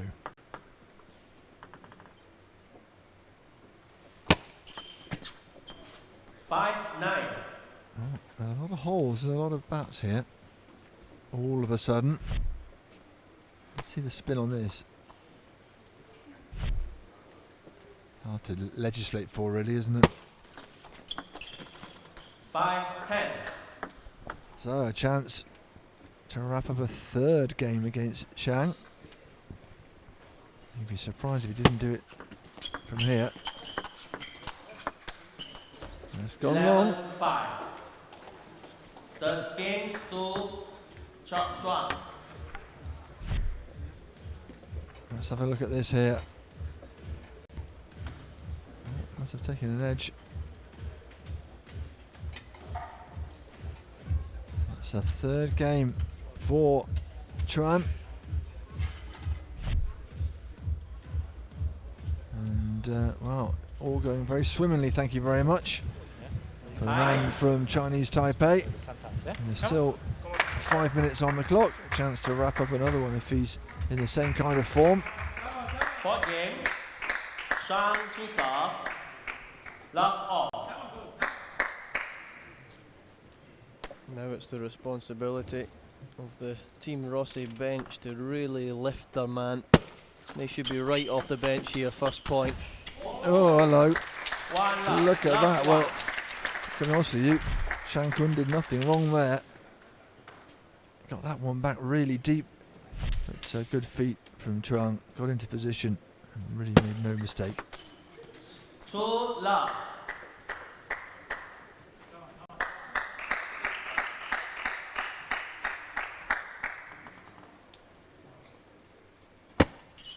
Let 2 love.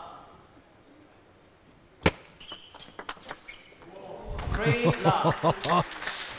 How about that? One of the shots of the game and of the match and perhaps of the day. Just so quick and decisive. Love 4.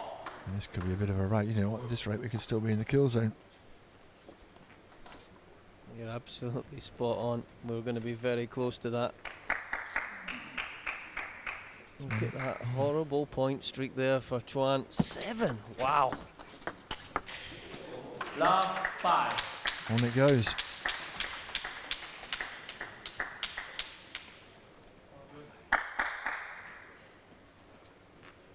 That's a cracker of a stat, that one.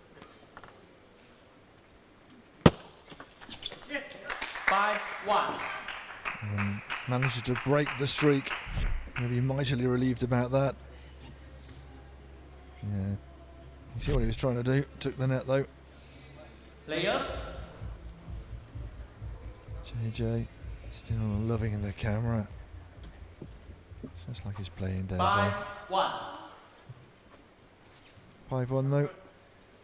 Shang still in a big hole here. And Chuan has the serve. Just clipping the edge of the table, but Chuan is so inspired at the moment. He almost made that one as well.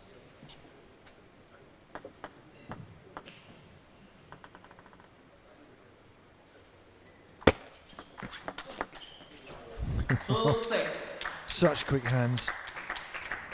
I don't know why Shang Kun is so surprised though. He's flicking right onto the wing. Look, you just want it there. I'm just going to flick it right there so you can rip it off the bounce. Making it a bit too easy. 3-6. That's it, says Jörg Roskopf.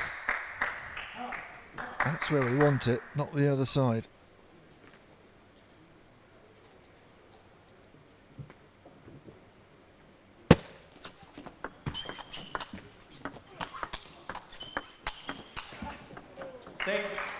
Bit of luck for Shang Kun.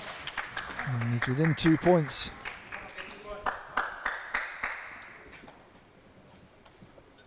Clock still healthy. Get quite a few points in here. I don't think we can get to 11.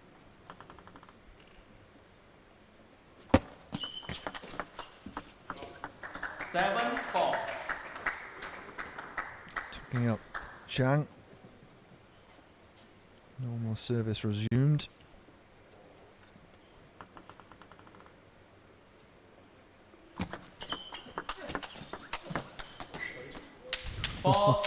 Good improvisation from Shang, but he didn't make the table.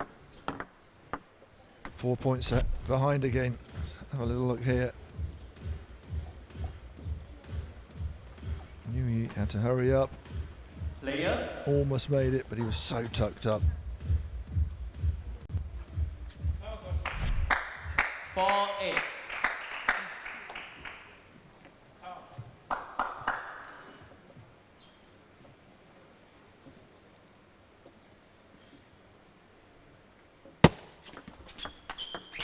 That's it. 5-8. He's going to have to speed up though. Only 30 seconds on the clock. Needs to keep an eye on that.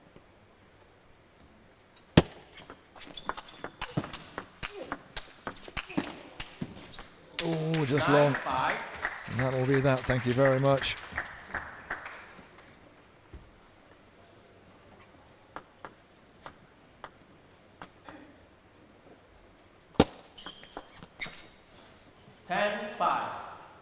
Final point. Well, we count down to 0. Just enough time to call the final point. Can he make it officially the game? 11-5. Chang not really putting too much effort. He knew the game was up. And that's a 4th game to Chuang, who takes the match comfortably. And some really good points, not only for him, but for the team as well.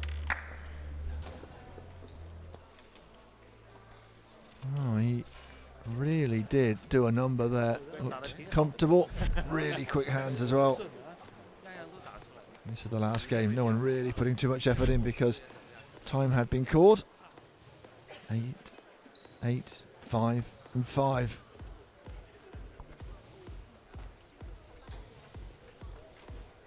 That's how it looks. Unforced errors 20 for Chuang.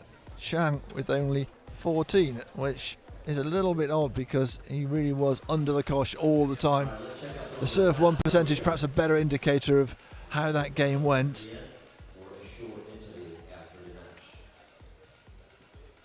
Well, it was certainly a game high on quality, and Shang played his part, but it had to be said that Zhang Qu Yuan always seemed to have an answer. And what this does, it makes the overall team result really interesting as we move into the final 2 matches. Yeah, tried everything, did Shang Kun. Get himself back into this match.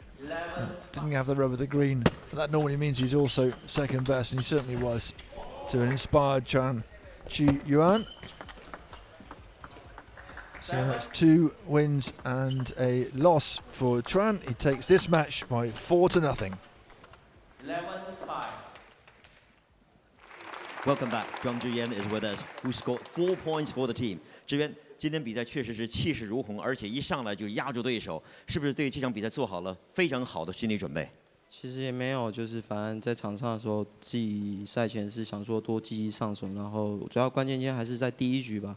第一局争夺上面，可能在前3板上面把握的机会比较好一点，然后后面可能就比较顺一点。一点不错 ，That certainly shows. Congratulations, 志远 ，The job well done. Okay. After the break, Game 5.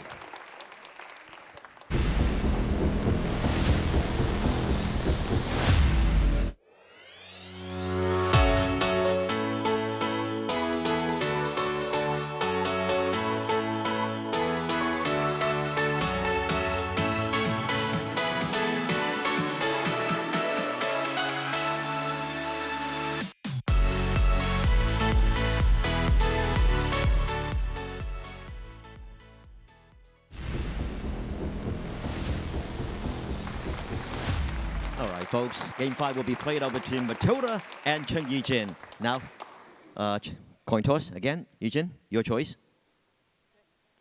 Red. Okay. Sorry. Matilda? Serving. Serving? Okay. Good luck.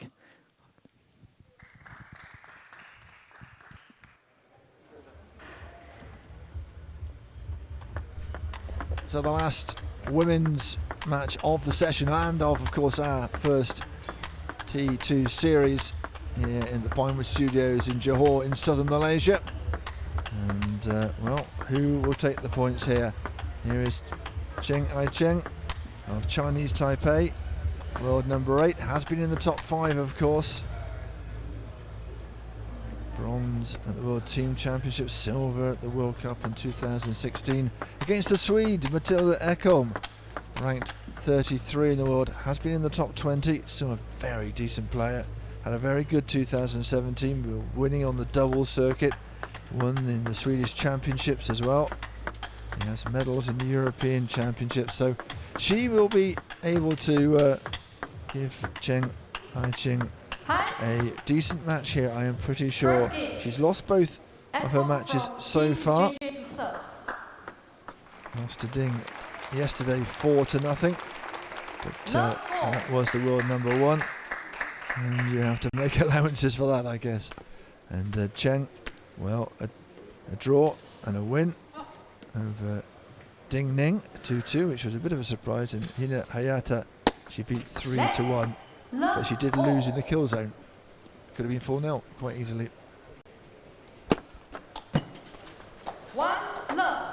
It's a lovely little opening up serve, pretending she was going to do the little reverse shot and went long.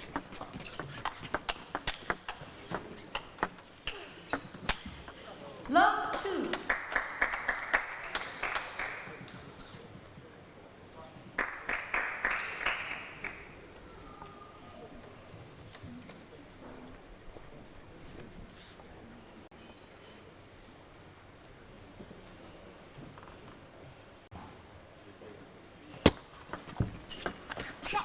Love 3.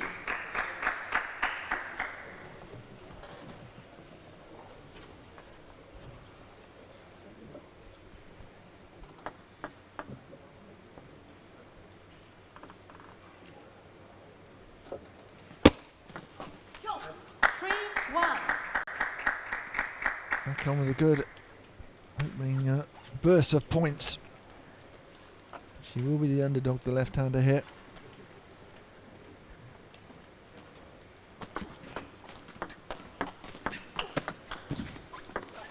Just bouncing back from the net.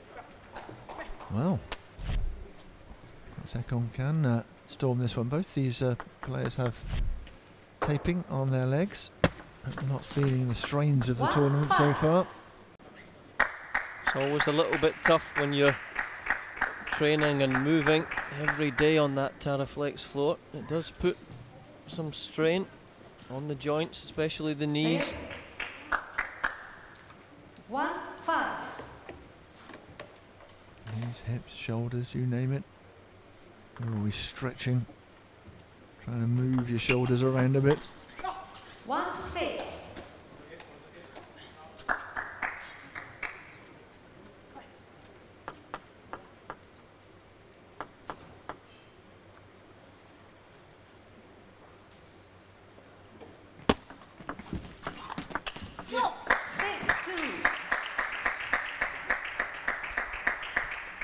Better body language from Cheng.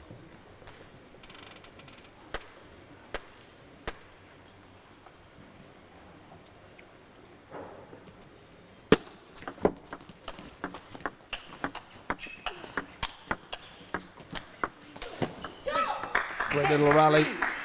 Ekholm just not finding the range. Good power from Cheng. That's a great shot. Twisted her body, opened it up beautifully.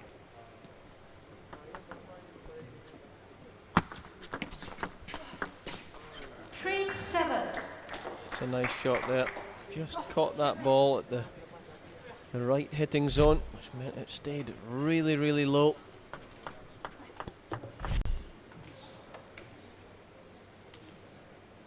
Player.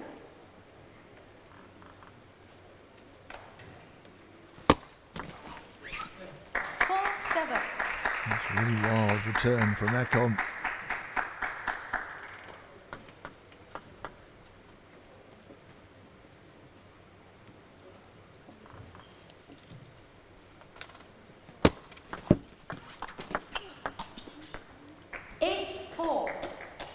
Fist bump, and she is still 4 ahead in this first game.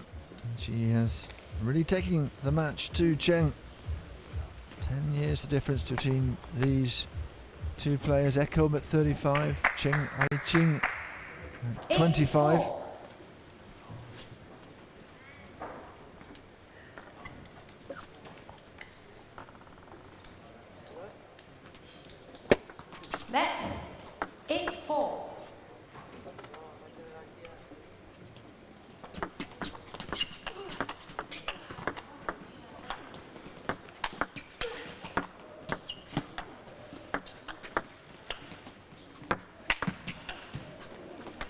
Oh, right into the body. Almost got it back. That was a great rally. Lots of changes of pace and direction. Wonderful smashing technique there.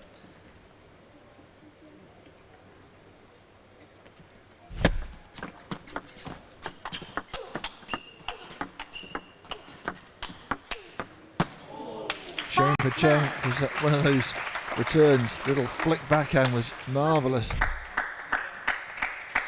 You would think that's quite high risk as well. She plays that shot quite often. A couple of points away from taking the game back home, but it's not done and dusted just yet. 6-9.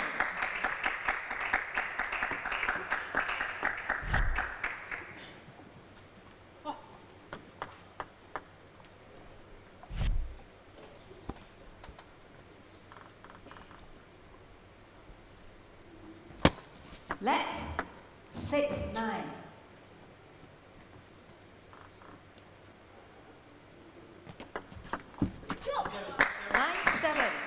It's a really half-hearted return, although there's a lot of spin on there. Can make you look a little bit foolish from time to time. How much time we've taken up in the game already. We're still not quite near getting this first game out of the way. Great return of serve that set up that point. And Chen is, I'm going to say, creeping up, and you can see why there's going to be a timeout called by JJ. Jiang Jieling, 5-time world champion, of course. Loved his time in the 1980s. Apparently he was the Michael Jordan of China in the time, that famous. Still well known, of course, from Guangdong in the construction industry, but I don't think he built our set. 9-8. Otherwise engaged playing golf, probably.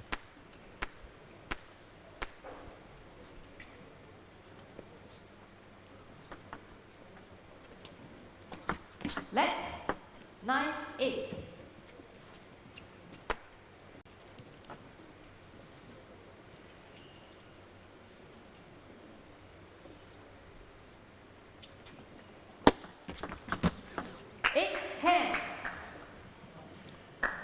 Well then, it was a good timeout to have taken, I think. Take on with a couple of chances here to take what will only be her third game of the week, and her third match.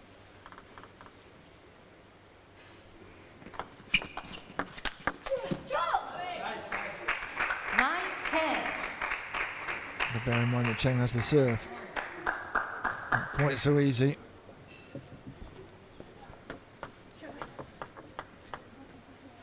Chen, please serve. Didn't like the look of that ball. Just changed it in for another one. Right. 10 apiece. No deuce. First to win the next point. Will be the winner of the first game. Nicole just needs to put all that to bed and worry about this point. She has the serve, she has the advantage.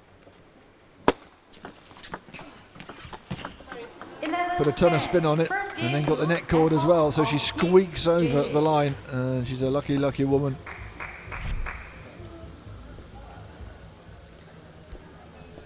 Pushed it right out to the edge as well. It's a very nervy point, that one, wasn't it? It's a good idea when someone's looking for the forehand like Chen to try and go out to the wide forehand first and block them back into the backhand corner. But that was quite fortunate though, but there you go, 11-10. 9-9 in terms of the two teams' points haul as well. Second game. Not with the team being knocked out on the points, it's just all added up over the next few rounds of this. This is just round one, our third day, our last day. Gavin Rumgay next to me. He's got his bags packed for Australia. He's off to play in the Australian Open. Let's hope we keep finishing time. Don't want you to miss the plane.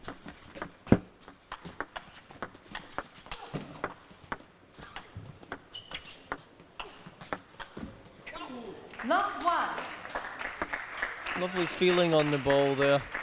Ekholm just catching it underneath the table and then wiggling the wrist, so it's difficult to see which way the ball is going to deviate.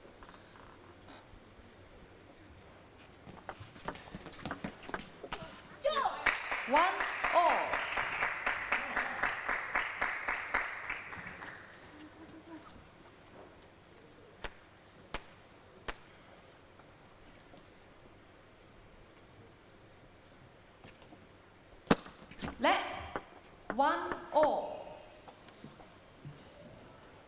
1-1 in the second game, and we're almost 10 minutes into this game. It's taken a while, hasn't it? 1-2.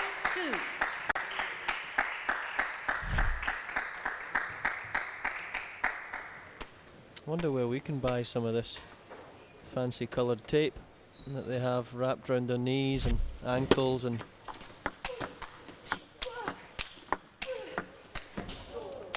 You want some for the Australian Open, do you?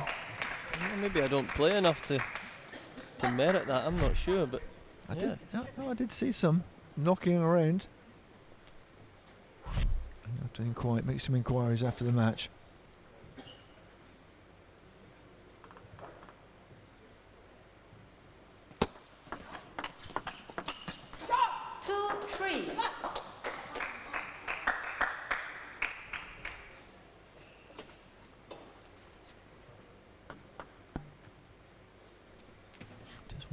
I don't think we've had a match that's only had 3 games in it, so this might be a first.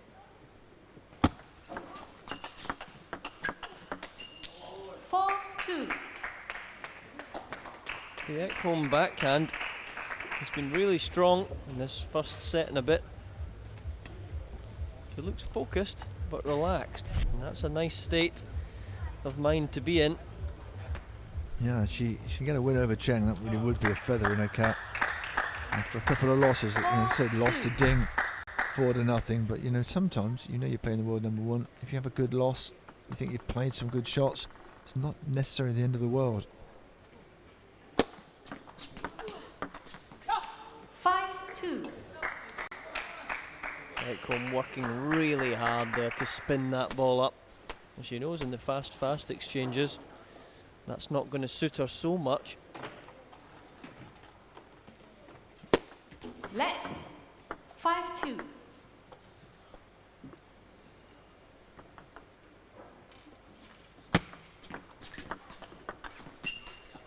2-6. Well, Ekholm, there's a gap here. It did in the first game, of course. It was brought back to fairly tight by Cheng.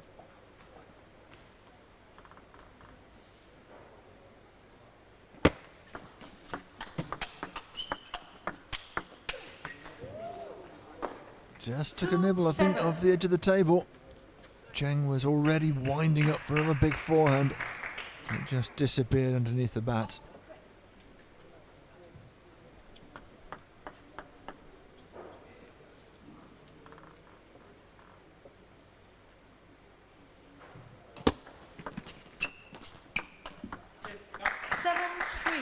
Of course, the beauty of the T2 is that Cheng Li-Ching already has, 5 games under a belt. Ekholm with this one as well has 3. So overall in the standings, 7-3. she's still a little bit behind. Has some work to do. 7-4. That's better from Cheng. Getting lifted from her really positive bench as well.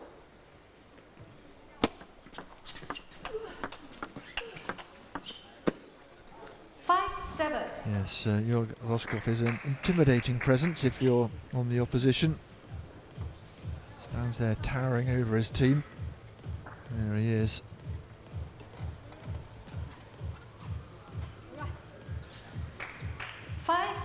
It's not that intimidating in real life.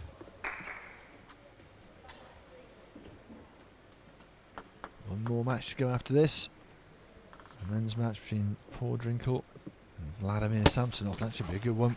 6-7.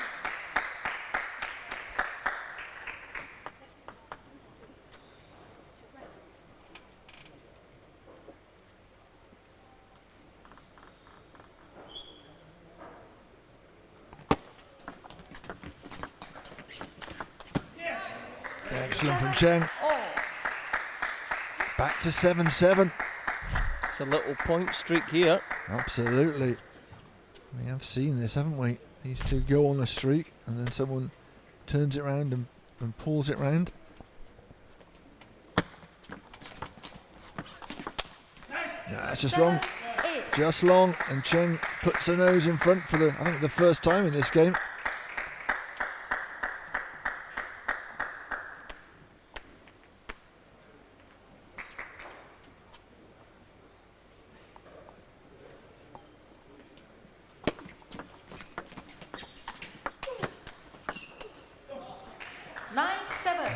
The wheels have come off here for Ekon.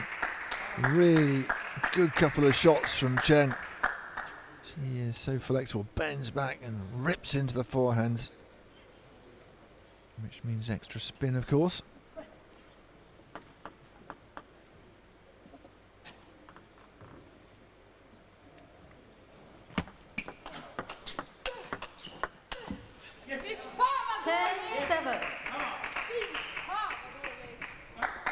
I don't speak Swedish, it's probably just as well.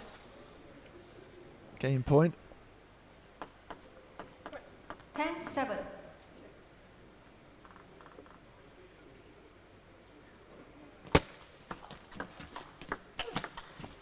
Oh, she saved one. Gavin next to me does speak a bit of Swedish, a few words, and so therefore I must apologise to our Swedish viewers for any poor language you may have heard.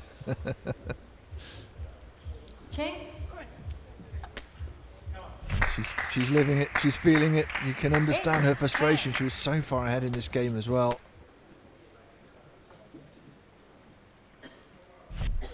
And she go on a streak here. 9-10. That was a really spinny serve. Cheng didn't really know what to do with that. And she has one more. Yes, much better. Now then, next point takes it. Cheng has the serve.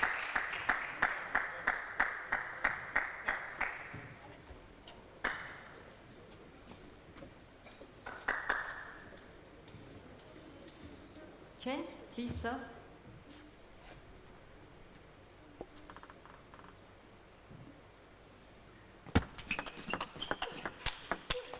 Oh, it's long. Ekon is disgusted, tosses the bat onto the table. Not happy at all. Watch the reaction here. Couldn't get round. Of 1 minute. And it's a great result for Cheng, who was way behind at one point in this game. And look, 10-11, 11-10. Vladimir Samsonov warming up. I can assure you that's not Paul Drinkle at the other end. Unless he's had a massive hair transplant.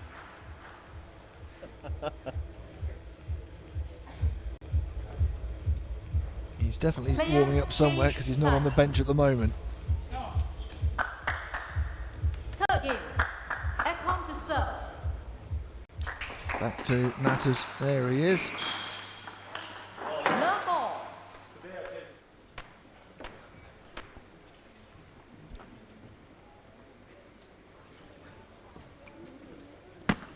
Let love all.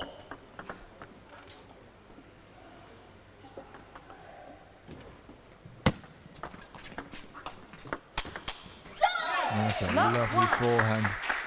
Low, flat, powerful. And that's where the plastic ball now that they use, it just doesn't get as much bite on the table as it used to before with the celluloid ball. which is a great ball, but it was prone to go up in flames. Very flammable, and that's really for safety reasons why they changed it.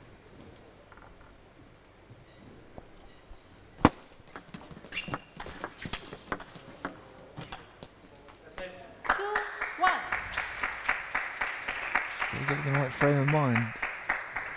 Matilda Ekholm.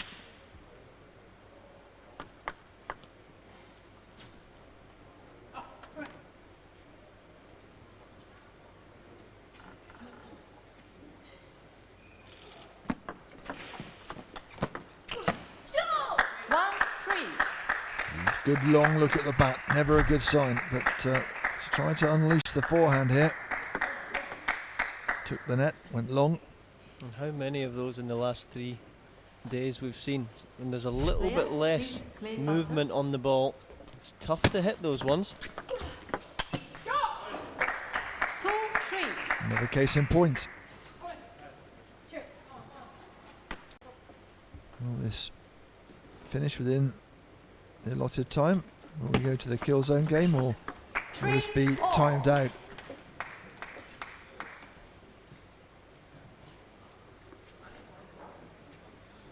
Ekholm, certainly one of the best servers we have on display this week, and there's quite a few of those.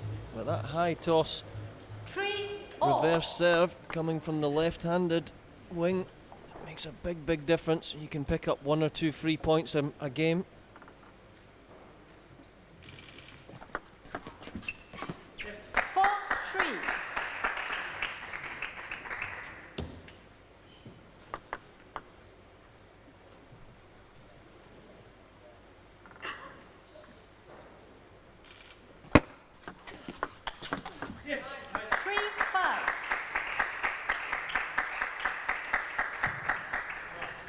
Really does stamp quite hard, Chen, when she serves.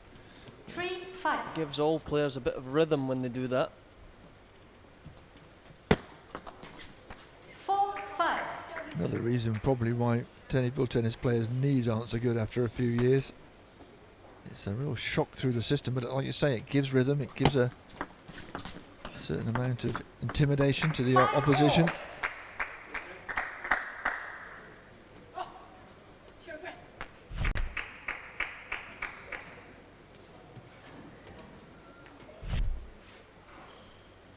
By the piece then. 3.5, just under 3.5 minutes on the clock. I don't think we're going to get to the end of this game. It's been a really, doesn't feel like a slow match. 5-6. Doesn't feel like we've had lots of really long rallies either.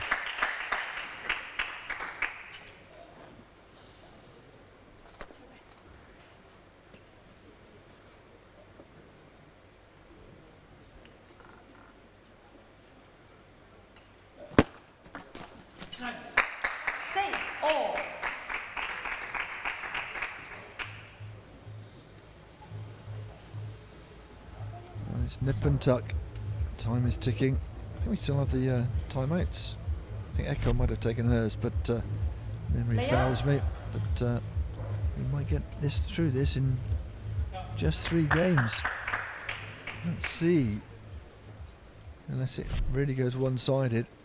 Going to 11 points here before the clock runs out. So the women need to keep an eye on those monitors.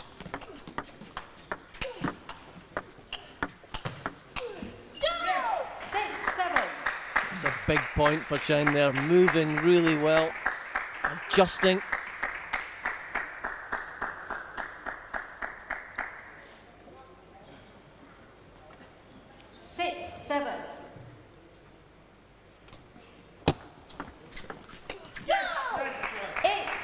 This is just running away.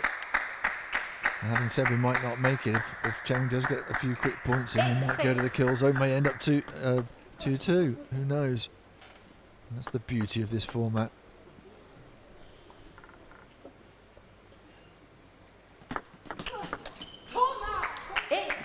Read that one well. That was the surprise, flat, fast serve. Ekholm moving right out to that one really quickly. Pumped up, really pumped up Ekholm.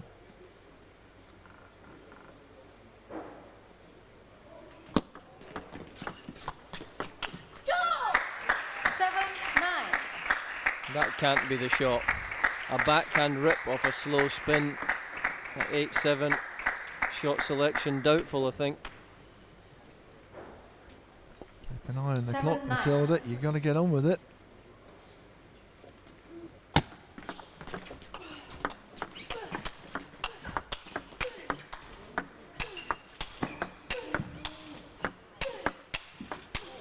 Oh, what a shot! And that surely has won the game for Cheng. Great point. We've got 26 seconds on the clock. 10, Almost might be best to let her win this and then move on to the other one, to the kill zone. 8. Yes, well, this might be the last point. Final point. That's a bit odd, isn't it? Either Ekholm hasn't really read the game properly Final point. or 10, perused the rules.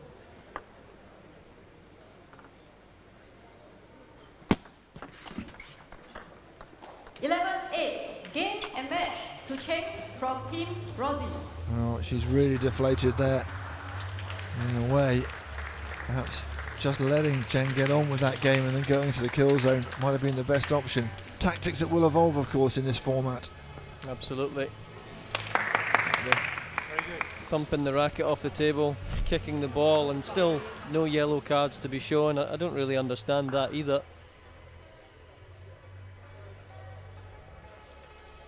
Well, she's not one to hide her emotions, that's for sure, and she had a chance to wrap up the second game, that's for sure, and she was going well in that one as well, but it wasn't to be.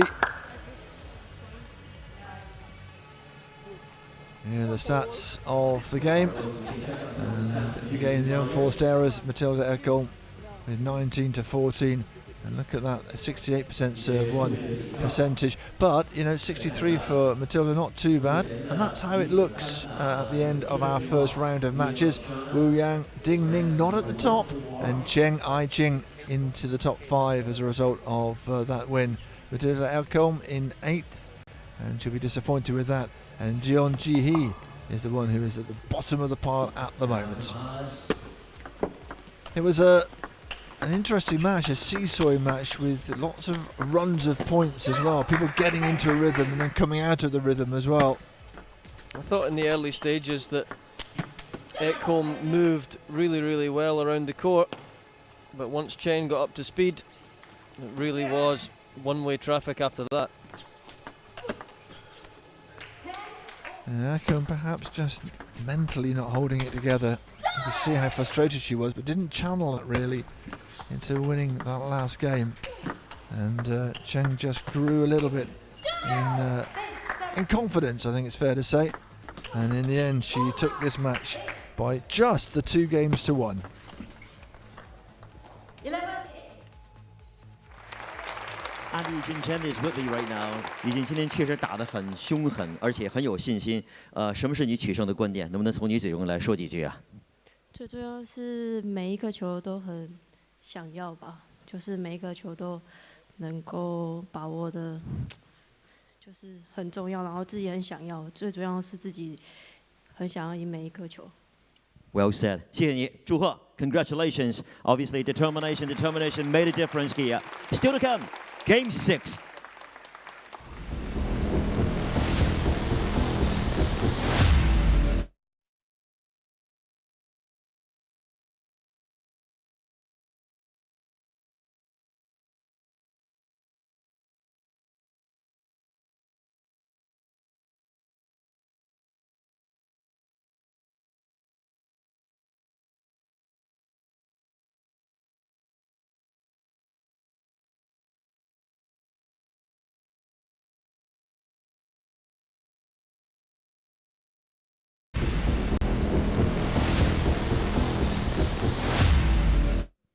Game 6 is about to unfold between Paul Drinkhoff and Vladimir Samsonov. Okay, time to do the coin toss.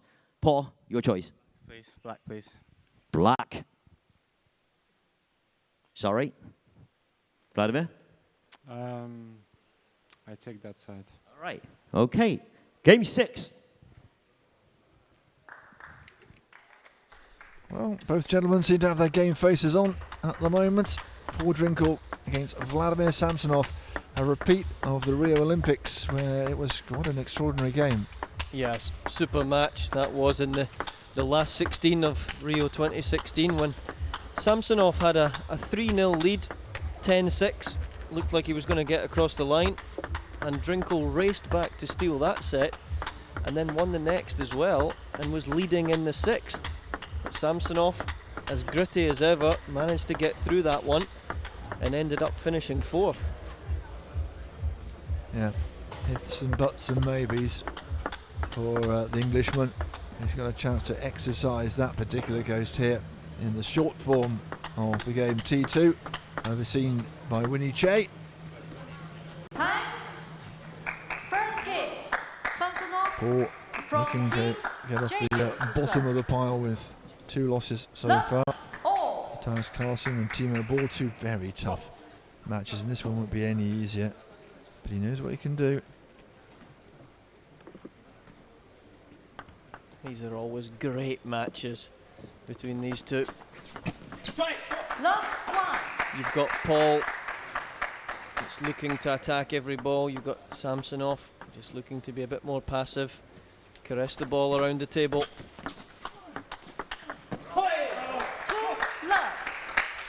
And a bright start from the Englishman. That's an excellent shot. He really is very understated, Samsonov, isn't he? And yet he's so effective. Well,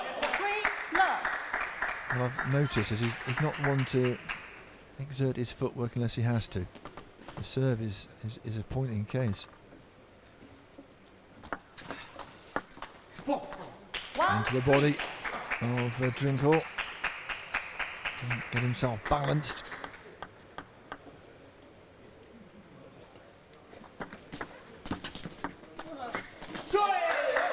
That's a lovely read of the serve and then moving round and getting his forehand in. And Drinkle does that, he's top 10 in the world level.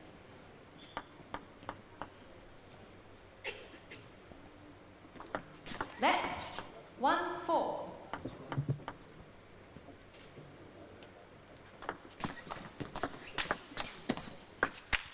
Oh my word, what a great bit of defence.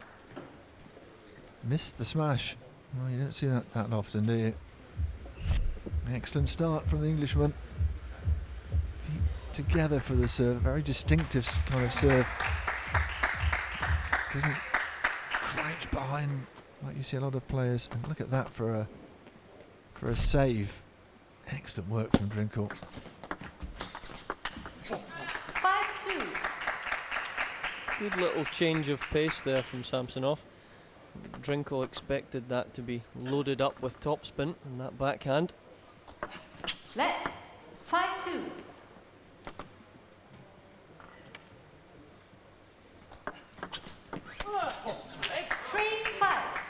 It's a better shift of play, just that intelligence that guys like Samsonov have. They know the right time to suddenly make a change.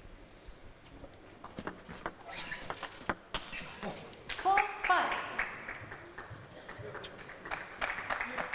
The way he serves makes it look benign, but it's certainly not. There's lots of variation in there.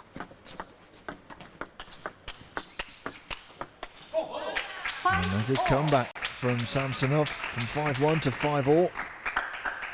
Just starting to wind up now, the man from Belarus.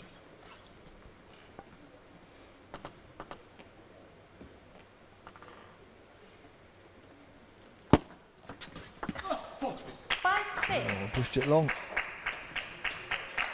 Did the right thing to get in there. It's one of his trademark shots. Drinkle, that fast forehand flick out wide, he doesn't miss it too often.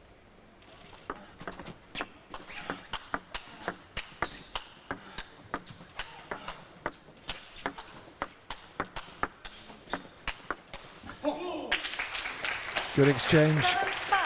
Very solid from Samsonov.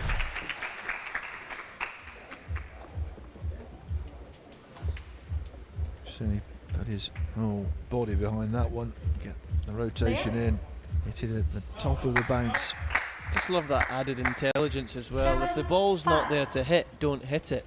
A little squelchy block in the middle of there. Great to see.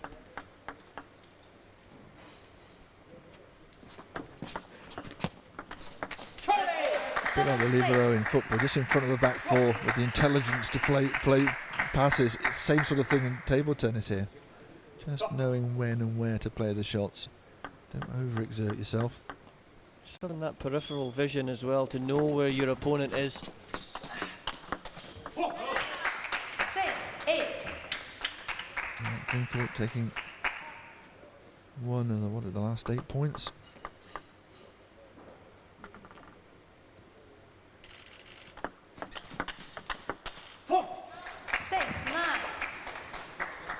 Drinkle just has to get his mind in the right place. He's played some excellent shots, started well.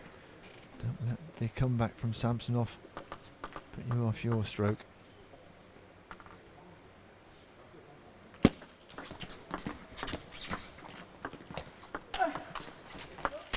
Oh, that's better. That's trademark Drinkle, manoeuvring the opponent into the shot he wants and then putting it away. First one wasn't bad, second one was even better. A lot of deception on that as well. He shaped up as if he was going to go to the backhand side. A little hook at the last second.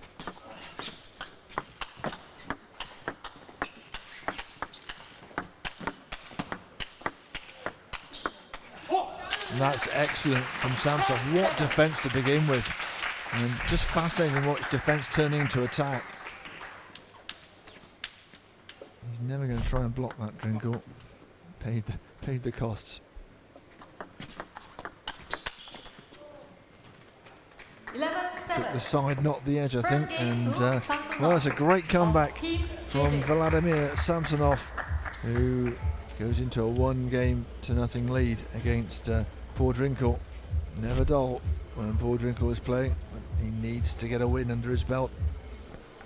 Yeah, he's great for the crowd.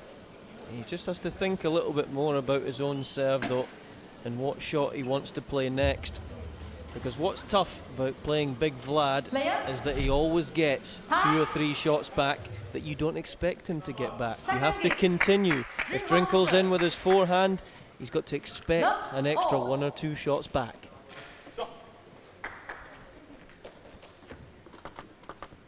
Second game then. Still a good wedge of time on the clock. Paul Drinkle would wish he could put the clock back a few seconds there. Not the best serve you'll ever see. Oh, dearie me. A bit tentative in this opening encounter of the second game.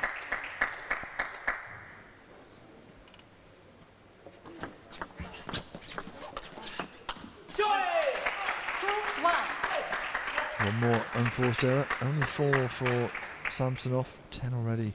Nature of the game, of course, for Drinkle.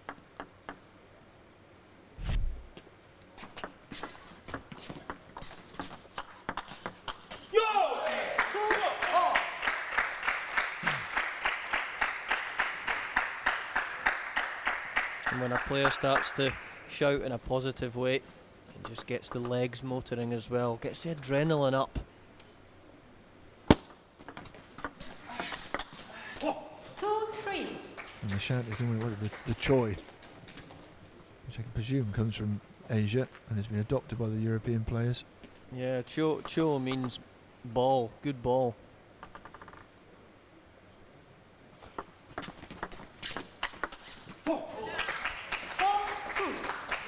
And that's the shot we've been looking for.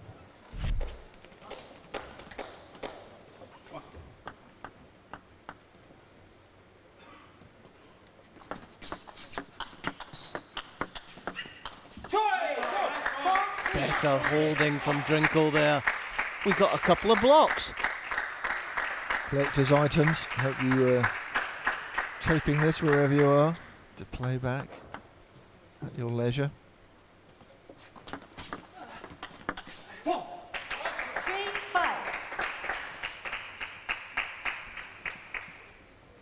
Still a bit under pressure here though. One game down and 5-3 down in the second. 4-5. And he's happy to play the technical at the table game for a little bit here. Getting right in Samsonov's face here, and he needs to. 5-all. Picking someone out in the crowd and staring right at them there. That gets the adrenaline up. 5-all. Yes, I know. 5-all. 6-5. Nice spin on that serve. You can see it curving over the net. 5-7. And that's two good serves from Samsonov. Really put the brakes on Drinkle's train there. It's just at the last second when Samsonov's about to make contact with the ball. Hits so many different areas of the racket, which means different spins, different speeds. 5-7.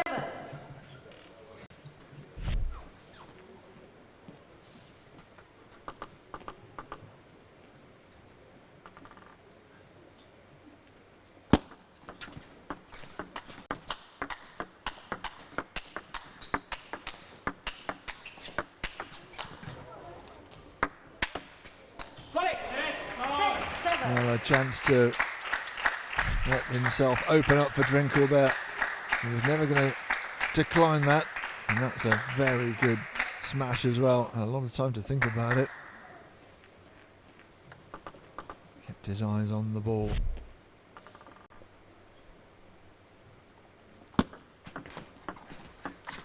What we found in this first T2 session, the first round, is that Drinkle is there or thereabouts, but isn't able to convert. This might be another case. Can he hold on and climb to that first game for him in this last match of our first round? It doesn't get any easier from playing Matthias Carlsen to playing Timo Boll and now playing Big Vlad. 8-7.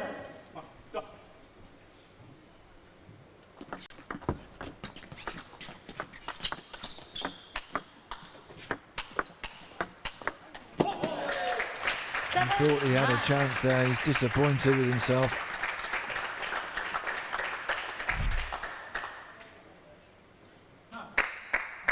Might have taken a little nick off the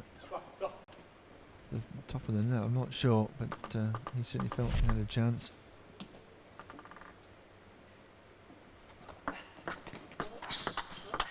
Oh yes. Hello. Not the trademark from deep. A little flick from the table. Two flicks from the table. Technique there, it's just so perfect. Such a pure shot down the line.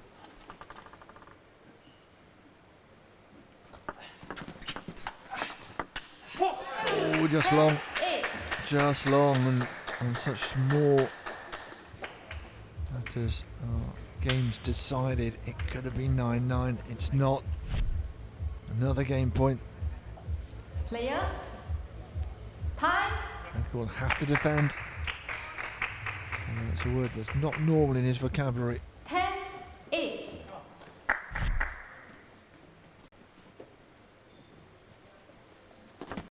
Let 10-8.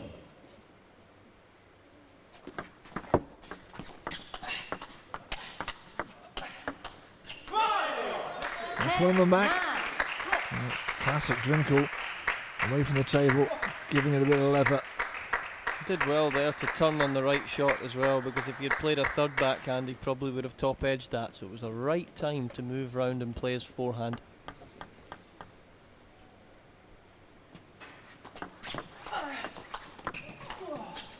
No, that was nicely done.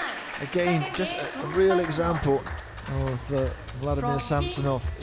Laconic style. Doesn't look like he's doing anything really. but he was tying Drinkle up in knots at the same time. It's that intelligence again. So many players there would have went for a huge reloop, and it's 50-50.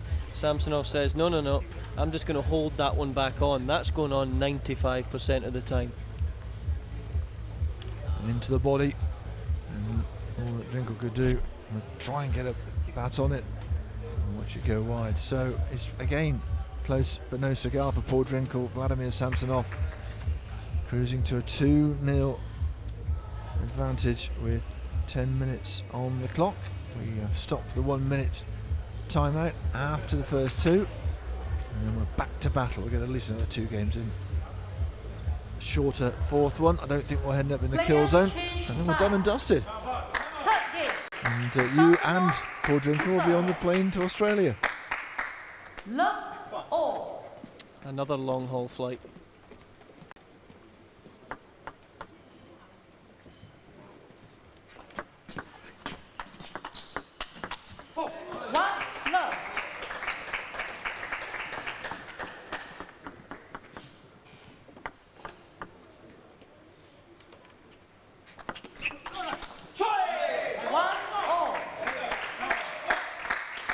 Pumped up, isn't he? Still giving it all. Much better when he's in playground bully mode. That's the way he plays best. 1-2. Nothing you can do about that though. Just crept over the net.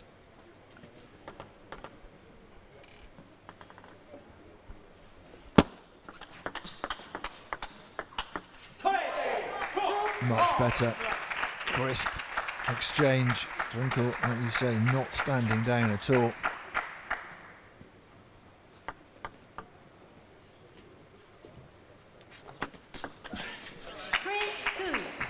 Samsonov coming off the back of a bit of a thrashing from Mitsutani last time out. This is much better.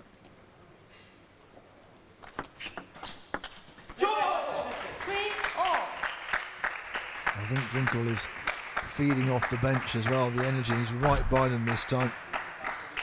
I wonder if that was why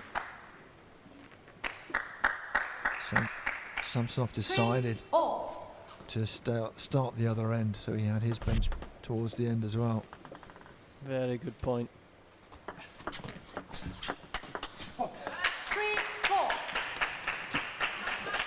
Drinkle just stopping on that backhand instead of trying to play a little bit more through the ball.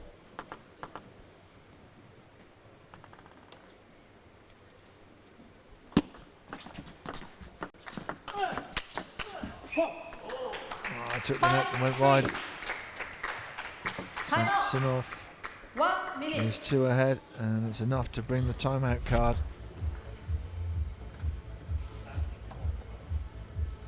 Good timeout, I think, for Team Rossi and Drinkle. Samsonov, he's made very few unforced errors. Drinkle going for the shots, but on his backhand wing, he's just made 3 or 4 crucial errors at the wrong times.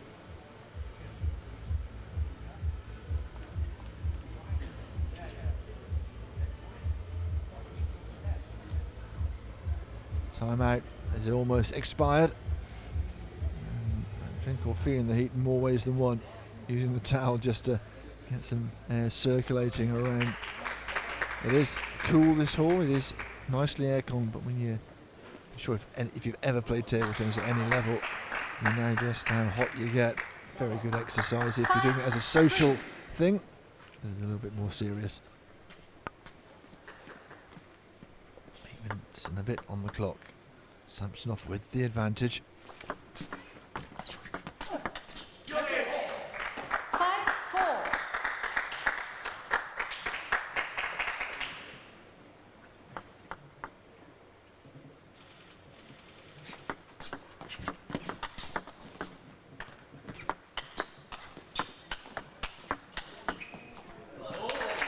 Tucked up again. Again, clever play from Samsonov.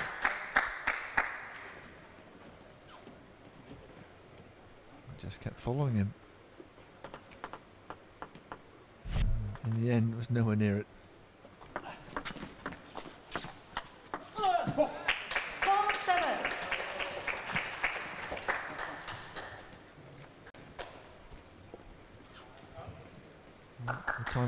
do too much good for poor Drinkle. He needs to call on his own resources here.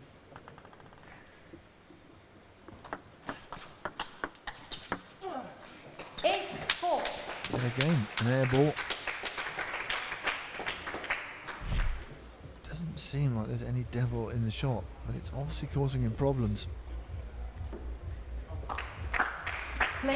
It can be very difficult as well, from my experience, when a ball comes over the net like that, to try and change the angle. That's when you can fresh air the ball. It's easier to hit it fast back to the same area again.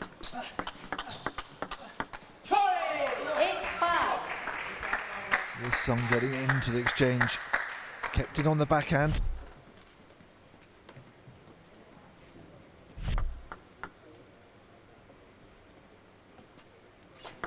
Left. 8-5.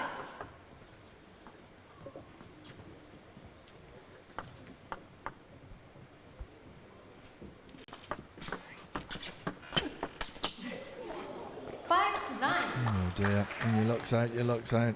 That just shaved the edge of the table. Samsonov, a little apology. Kicked up as well, over his shoulder. 6-9. That'll be a reverse chop serve then. It's very seldom that we see Vlad misread a serve like that.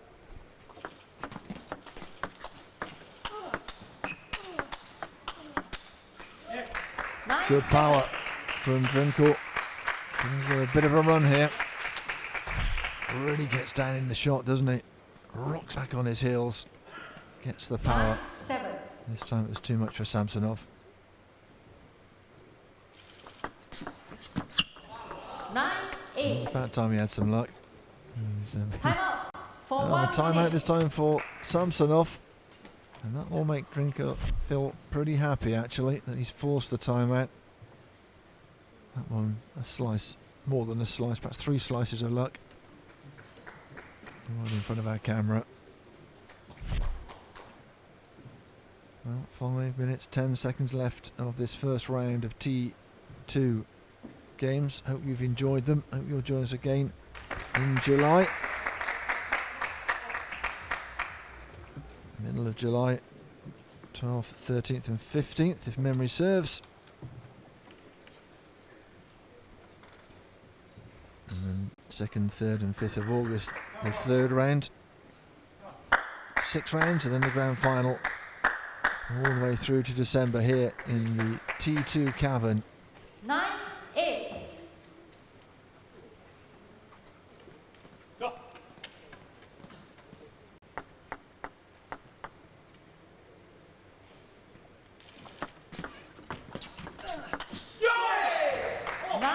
How about that? Now then, has he got the momentum? Drinkle's got such wonderful touch round the net. He really needs to use that.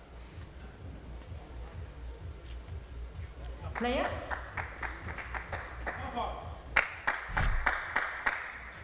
Drinkle has the serve here.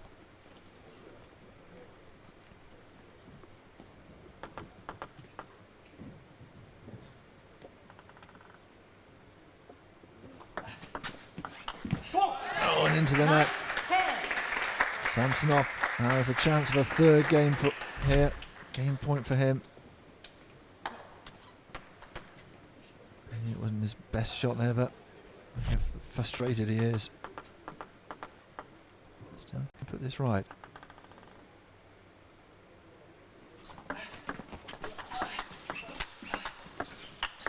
Oh yes.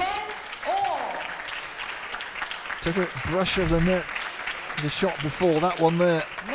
That one, sorry, and then, oh, that was just poetry. First point then. Whoever wins this one will win the game, take a point for themselves and the team, of course.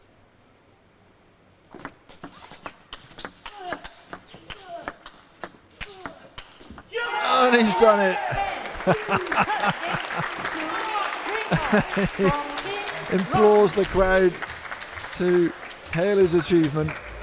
Very pleased about that. I think it's not in doubt.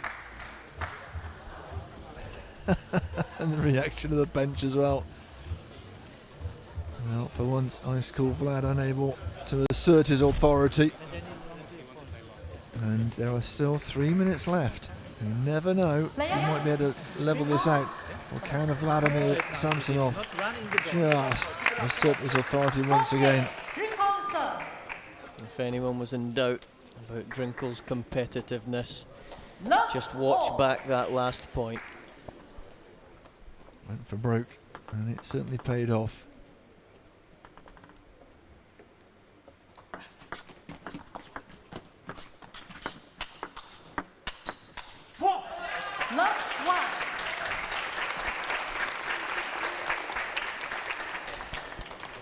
Clock counting down rapidly. I wonder how many points we'll get. Whoever has the most points as the clock finishes will win the game, no matter how many points on the board. Ran away from that one. You've got to go straight across the table to narrow the angle. By the time he tried to play that reloop, he was about 2 meters back. Very tough.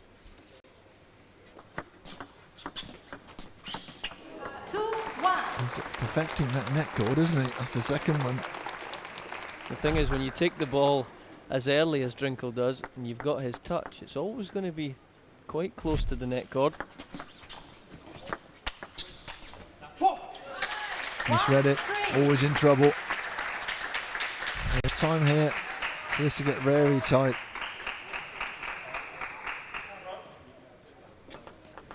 That's a real tough ass to rescue from there. Wow, little nod and appreciation from Drinkle. That was really fast. We talk about him looking almost serene, but then rolled that shot out lightning fast.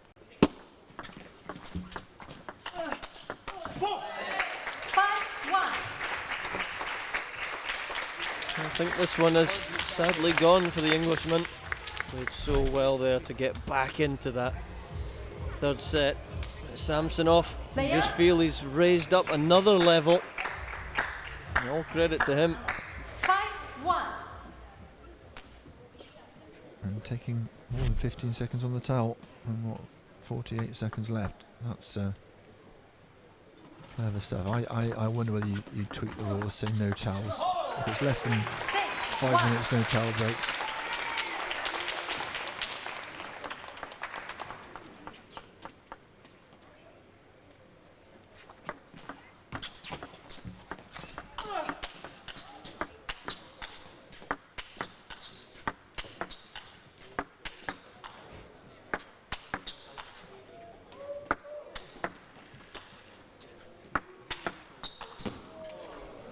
Couldn't make it stay on the table. He knew the game was up. Just enjoying himself a little bit there, I think. Might have another exhibition point.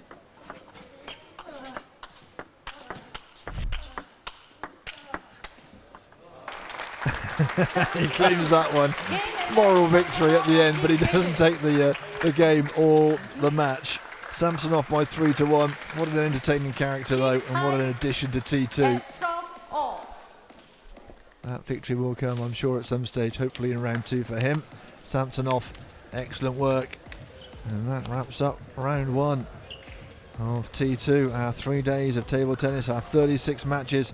And it's finished with a defeat for Paul Drinkle and a easy in the end victory. And 12-12 honours even in terms of the matches between Rossi and JJ. Here's the stats. Serve 1 percentage right down for Paul Drinkle, which isn't great. The unforced errors, there were lots of them for both of them. Excellent match, really enjoyed it. Some great moments from both these players. Not scared to get in there and get aggressive, Paul Drinkle.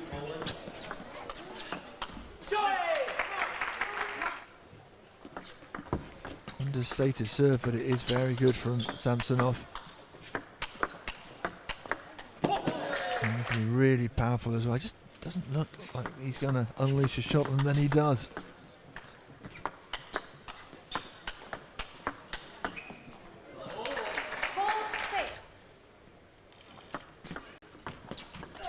Good close to the table action as well. of course, Drinkel managing to win one of the games and celebrating like he'd won the World Cup. But in the end, it wasn't to be. And Samsonov prevails, beating Drinkel by 3-1.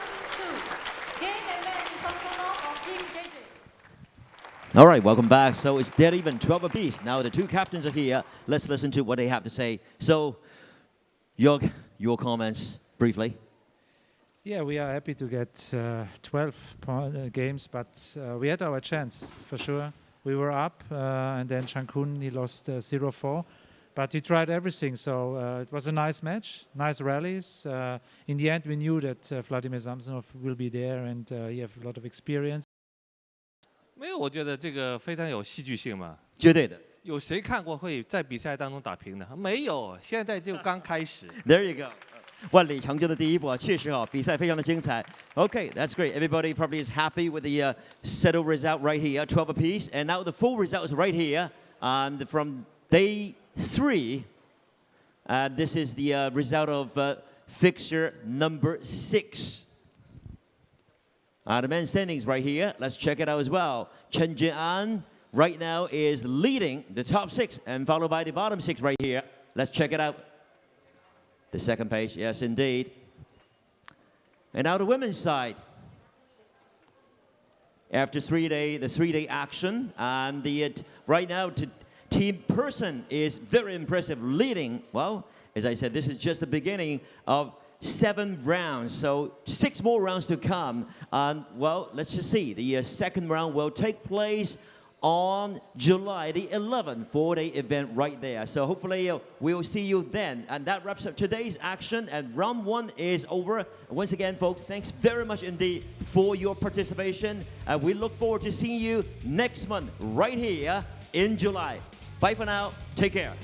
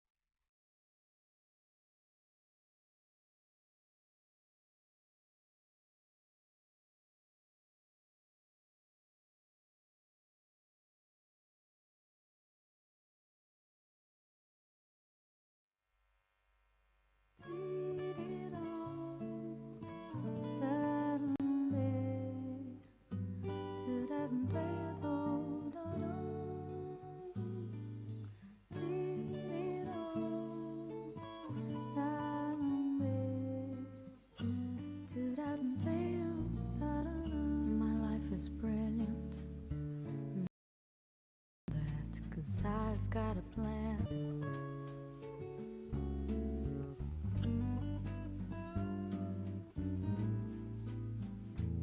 Yes, she caught my eye as we walked on by. She could see from my face